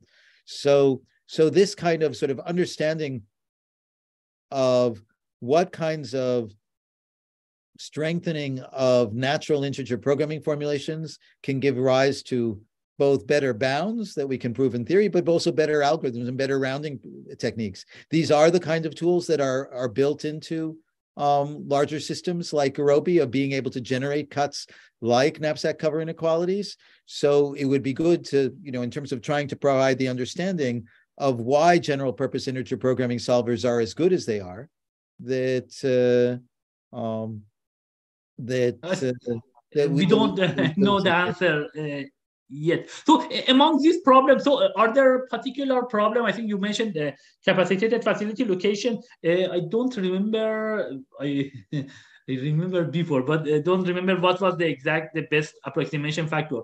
Like I think this is like one of the problems. I think improving the factor. I think the late paper maybe was Moses Charikar was the author of this paper, I think, using the LP for capacitated facility location. I'm not so sure. But anyhow, so I think improving the approximation factor of this problem would be one. I think another one that also you had some early work about this price collecting problem. It is interesting one there. Price collecting Steiner forest. I think for that also it is 2.54. I think this is the first one that we had it, and we believe that, I mean, like we are just you just change it, you can get it. But I think now it's also open for almost 20 years.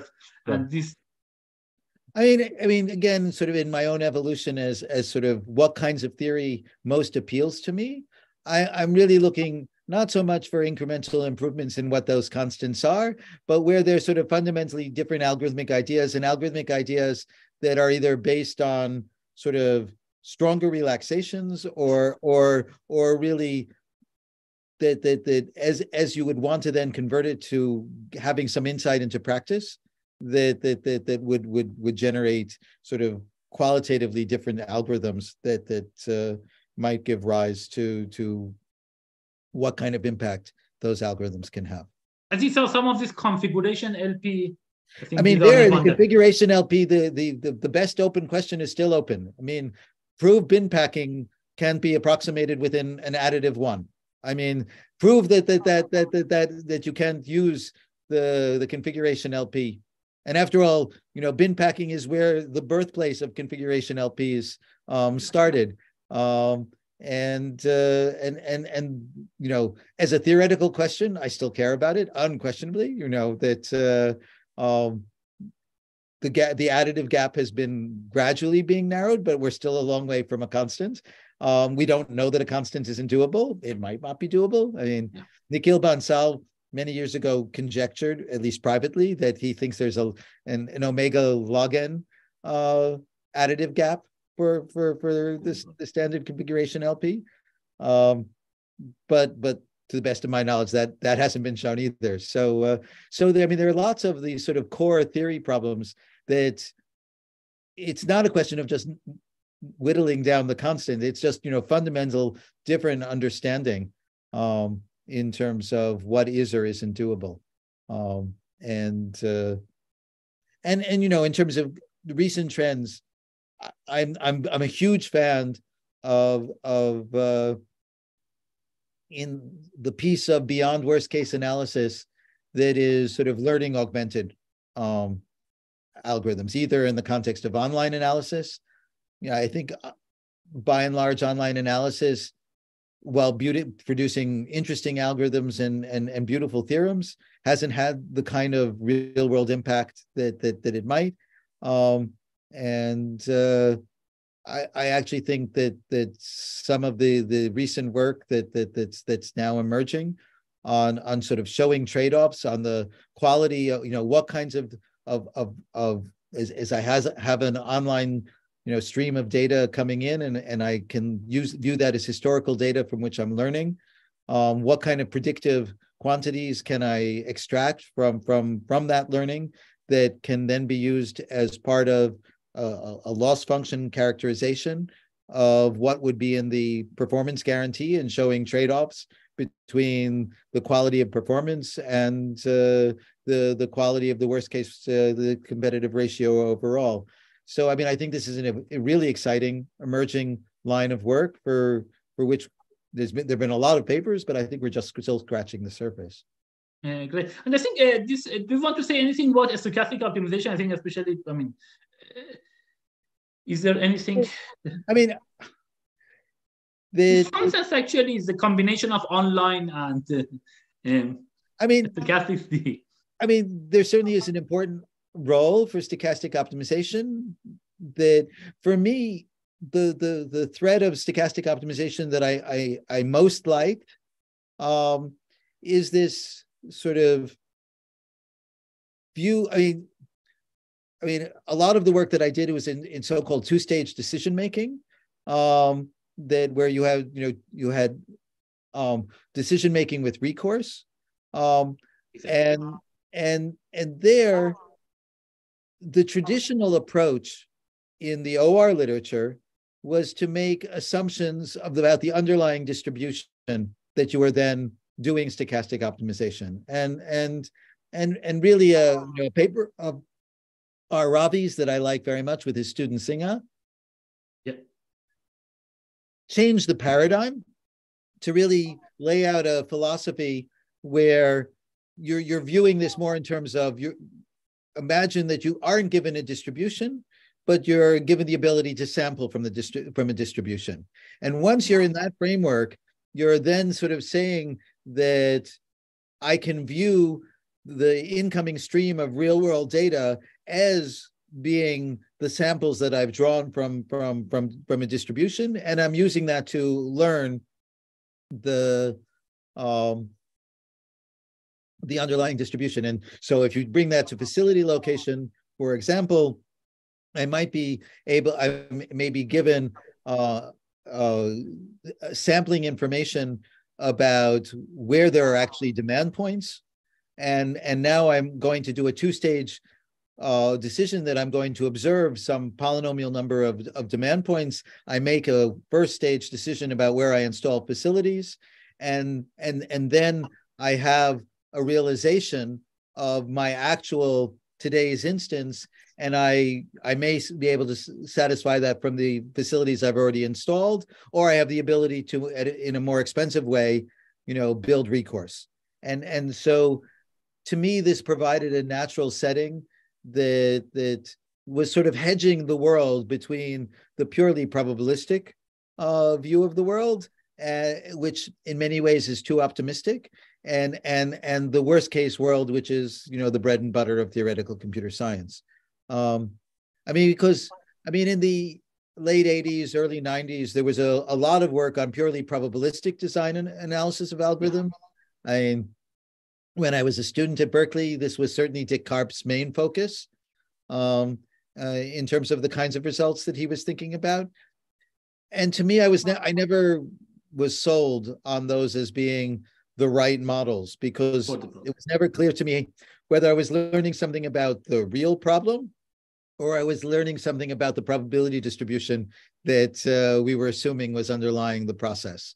And to me, this particular niche of stochastic optimization and this two-stage decision making was really just at the right juxtaposition. And it certainly was the basis for one large chunk of Retsep's thesis of thinking about stochastic optimization in an inventory setting, and Chaitanya Swami at Waterloo's thesis thinking about it for these facility location problems that were driven by this sort of in-between mode of sort of learning from a distribution and then getting an actual realization based on that learned distribution, and had to be consistent with that learned distribution, and then having the ability to adapt via second stage recourse model.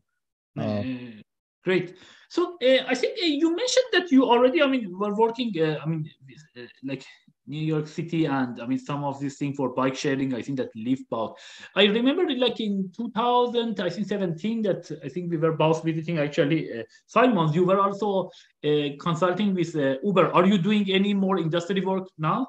It was 2018, and I was consulting with Lyft. So I think the time that it was I had been visiting Uber. I'd been visiting Uber. Yeah, that was so as I mentioned earlier, the first student of mine who was working on bike sharing, Owen Omani, went to Uber. Yeah, exactly. And I had the expectation that I was looking to take a sabbatical in the spring of 2018 at Simon's. And I was looking to have that be 50% at Simon's and 50% in the ride-sharing industry. It was very clear that the ride-sharing industry had great problems there. In the end, Uber wanted me to be 50% for a full year or full-time for half a year, and I wanted a split between Simon's, and I only had half a year at that point. Lyft was willing to take me at my own terms. That was just when Garrett Van Ryzen was moving from Uber to Lyft. Then he moved, I think, to Amazon. I think, and then he moved to Amazon. Yeah. So I joined Lyft in January of 2018 as a part-time. It was a 50% consultant for that semester, and it's scaled way back. I have a sort of residual, ongoing, just barely alive consulting contract with Lyft.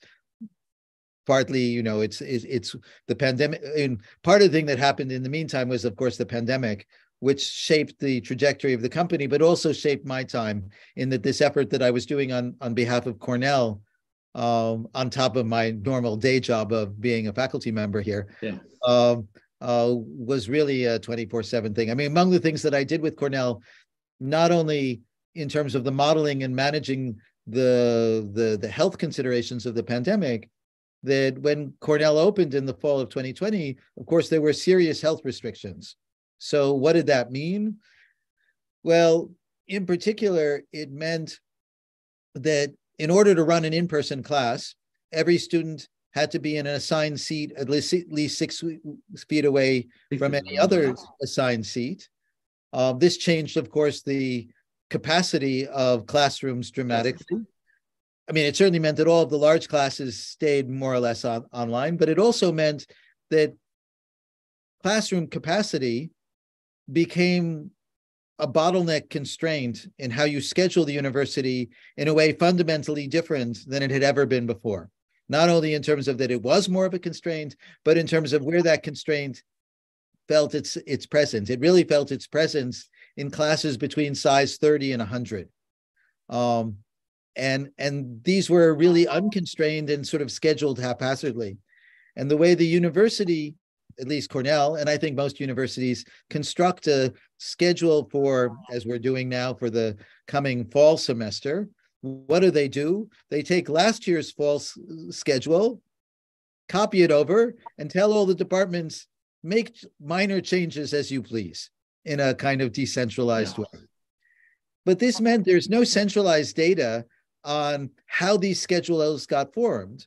And so we needed to completely rebuild from scratch the overall new schedule in this pandemic aware and new capacity aware schedule for the fall of 2020, starting on July 1st of 2020. So I mean, it was a team of us, the integer programmers, so David Williamson, Brendan Dietrich, who's a professor of practice, hired from IBM, Oktay Gunluk, who's a professor of practice, hired from IBM here, and our PhD students and a large number of talented undergrads started curating data, understanding what needs were, just trying to assimilate and build a new schedule for Cornell for the fall of 2020. And every operational thing that Cornell ran, whether it be how evening prelims got scheduled, how final exams got scheduled, everything had to change as a function of the pandemic. And we built the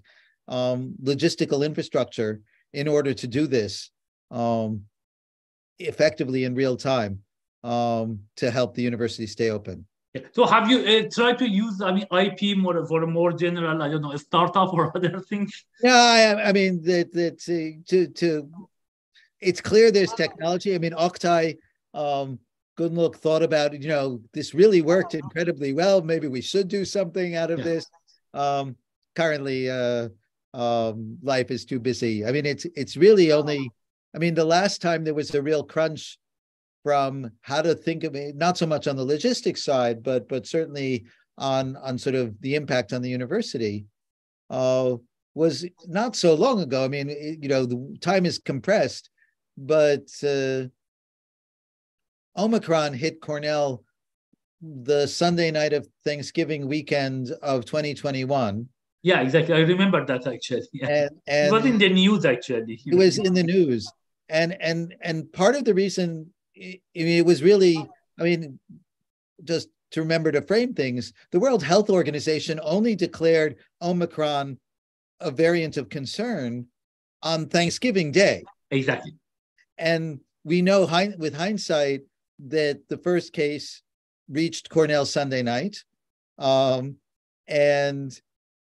within 2 weeks, we had a full-blown outbreak, exactly because we had all these testing measures in place, but the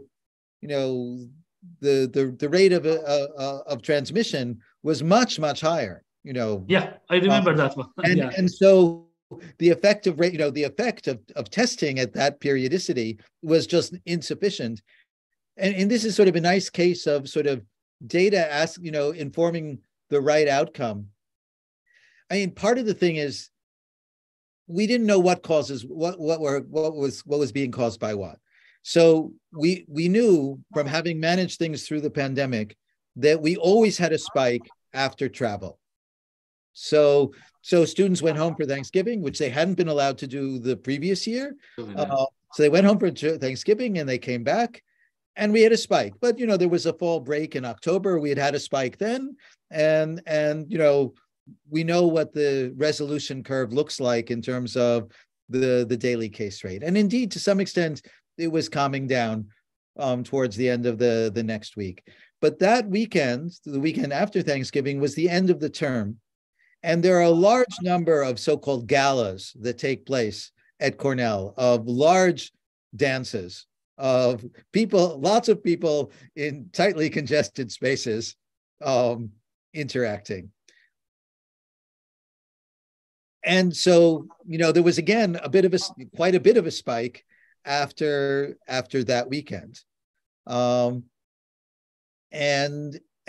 we'd seen such spikes before. There was one unfortunate event where there was a big party on St. Patrick's Day amongst students of the business school in 2021 that caused the business school to go online for 2 weeks until they got their case numbers under control. So the provost, who was really day-to-day managing things with the group that Peter Fraser was very much of the mind that these are these spikes. This isn't, but we kept asking, is this Omicron? Is this Omicron? And we knew, I mean, the way the PCR tests work, there was this so-called S gene dropout that if you ran a different PCR test, you could detect that it was likely Omicron. It wasn't a full sequence genome test, but because some of the primary markers for the alpha, delta, or the original COVID were missing, that there was a so-called S gene dropout, you would know that by running a different PCR test that you could know that. So we knew, and we had done enough of that testing early on to know, right after Thanksgiving, to know that there was some Omicron on campus. So one thing that we did is we considered the following data. So consider the full range of the semester from the start of the semester till December 7th or whatever it was. And for each day, look at the people who tested positive on that day. Okay, so you have a pool of people for each of those days. And now for that pool of people, look at the people that they named in contact tracing as their close contacts, and look at what fraction of them tested positive within the next week to 2 weeks. Okay? And if you look at that data from the start of the semester going forward, it's very stable. I mean, it's stochastic. It's between 5 and 10% of their of the close contacts each day tested positive within there, until December 1st, when it went up to 35%. So all of a sudden, that can be. I mean, the provost is a genomics researcher. He saw this data and said, "Okay, the biology is different. This is different. It's clearly Omicron." That authorized us to actually then reprogram one tray of PCR samples the next day to get it to do the S gene dropout. 80% or 85% of those samples were Omicron, and immediately the university went to having, rather than regular final exam period, having online exams. So, but it was really our ability to know the data and to ask the right questions that sort of helped drive the things forward and being able to respond. I think that was a very good example of, the OR thinking, essentially, that, you get it done using the data science and others. So let me, just ask, some maybe a few quick questions that I think we can, we can do it. So have you used a ChatGPT? Did you find any things that you are excited about it? Excited is the wrong word. Awed, maybe. Of course, there's some amount of concern. New technologies bring new challenges, and are we navigating those challenges in the right way? I know there was this recent letter to sort of put a pause on LLM research. I don't think that's practical. I think the history of science has shown that it could mean about to what extent we work harder to try to understand the impact of these things. But I do think that their impact will be, substantial. In my own personal sense, a colleague on this hall just joking, I was at a Dogstuhl workshop, the small setting. It was actually on beyond worst case analysis in the context of scheduling. And we were joking that led someone to prompt ChatGPT to write a letter of reference for me if I were applying for another academic research position. Yeah, these are actually, if you give a good text, actually, it can massage it quite well. And this, and I have to say that for me personally, I will never read anyone else's letter of reference in the same way, because, there are things that ChatGPT can do, and there are things that it can't do. Yes, what it wrote was a very good distillation of my CV and various things that are, CV-like, that are out there, that I know that could be part of the corpus that the large language model was using. But there are all kinds of things that sort of, as you read a letter of reference, you want to understand impact of core ideas on subsequent research. I mean, at least when I read a letter of reference for someone applying for a job in my department, these are the kinds of insights. Or if I'm reading a letter of reference for a tenure case, even more so, that sort of trying to understand sort of within this broader picture, how does this work fill in there? These will now become much more important for me to see in a letter, because they'll be a testament that, okay, maybe the person started with the chat GPT letter, but they'll actually, brought some human thinking to it. Now, of course, that's where we are currently in terms of what chat GPT can do. The next level will potentially, there. But I do think us as computer scientists should be the very first people to realize that tools have changed human capabilities in fundamental ways, and that it's sort of improved productivity in any different number of dimensions, and this will invariably, in some form, affect society in ways that we probably cannot yet predict, but will nonetheless change how we do various pieces or don't do various parts of our daily tasks. How much it changes society as a whole, I'm not the right prognosticator for that, but it will have an impact, and I think will pose really interesting questions on what it means to deploy new technologies safely, not just large language models, but I think it will prompt a more general question overall. ChatGPT, I think in general is like, it's good, to make the text smooth, but surely, you need to do it in essentially in iterations. You cannot just give something that is, I think, I was not surprised by the quality that it gives, but yeah, I think like a first draft might be good, but you need to, change it a lot. That's like the things. So actually, by the way, some of this question actually came from the people who were watching the live, and they asked us. So another question: is there anyone that you think that who are the people you want to thankful? That like the. Oh, certainly. I've been blessed with any number of key mentors. First and foremost, starting with Eva. The fact that this has been,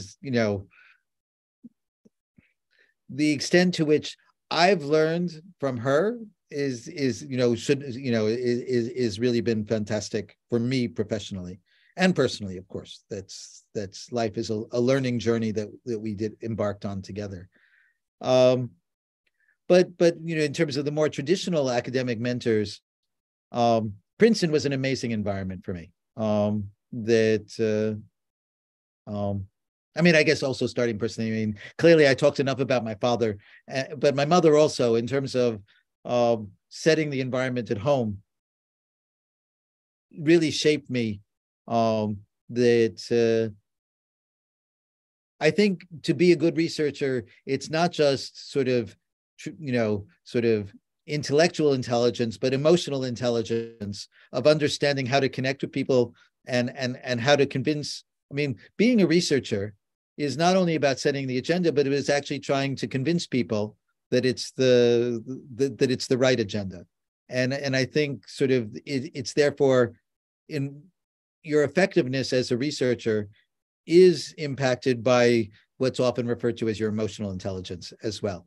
And that the combination of my parents was really fundamentally important. But in terms of sort of traditional academic mentors, in terms of my Princeton environment, Kuhn was just amazing. That Princeton has this tradition of writing a junior paper, of doing research. I was looking for a topic for a junior paper just at the time that the front page of the New York Times was splattered with Soviet mathematician achieves problem-solving breakthrough. That was Khachiyan proving the polynomiality of the ellipsoid method. And this sparked a tremendous explosion of work on things relating to interior biology. I mean, the New York Times article was horribly written. It contained all kinds of factual mistakes. Was saying this threatened the viability. This is breakthrough threatened the security of all of the codes on which the security of the nation is built. There's actually what my first introduction in terms of hearing his voice, though it was in writing, to my advisor, Gene Lawler, is that he wrote this amazingly wonderful written article called The Mathematical Sputnik of 1979, where he details what Khachiyan's results really meant, but also detailed in specificity his conversations with Malcolm Brown in writing this New York Times article, and how he was completely misquoted, and in terms of how he would say what he said to Malcolm and ultimately what appeared in print. Anyway, so there's this huge explosion, and Kuhn immediately had me thinking about understanding its implications Kuhn was primarily a combinatorial optimizer in terms of at his core. He cared about all kinds of things more generally about optimization. And he certainly understood that the kinds of things that I was most interested in were discrete optimization problems coming from a CS background. And so my junior paper was on the ellipsoid method and its implications for combinatorial optimization. Now, just at that time, there were two fantastic papers written simultaneously. The more celebrated one of Gretchen Lovas and Skyver, and one that didn't get perhaps quite its full due of Karp and Papadimitriou. And so but that was sort of a learning paper. I mean, I was absorbing what that literature was, that there was some minor, glitch in the Gretchen-Lovas-Skyver paper that I identified and wrote off to the authors with one proposed fix. They had a much cleaner fix. They knew about it already and had a much cleaner fix. It was just how they were testing for positive semi-definiteness. In the original draft of their paper had an error. It actually leads to sort of an interesting coincidence of history. The first place that Eva's and my name come consecutively is in the acknowledgements in the Gretchen-Lovas-Skyver paper, because Eva was, of course, talking to Lazzi at the time, and probably had all kinds of much more important suggestions for what was happening with that paper. Great. So Princeton Kuhn was fundamentally important, but my senior thesis was advised by Kuhn and two others, that Doug West was the junior combinatorialist, and Ken Stieglitz was the person who taught me my first algorithms course, and even credit to that Steve Moore, who was the junior combinatorialist at Princeton prior,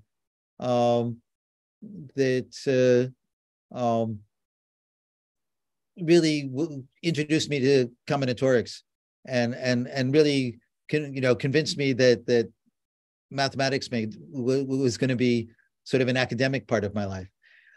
Berkeley, in addition to my committee, so Lawler, Dorit, Dick Karp, was a magical place in those years. So, there was one year, my first year, Yao was visiting, had joined the faculty and then left to go elsewhere afterwards. So I took 3 courses from Yao in my first year at Berkeley.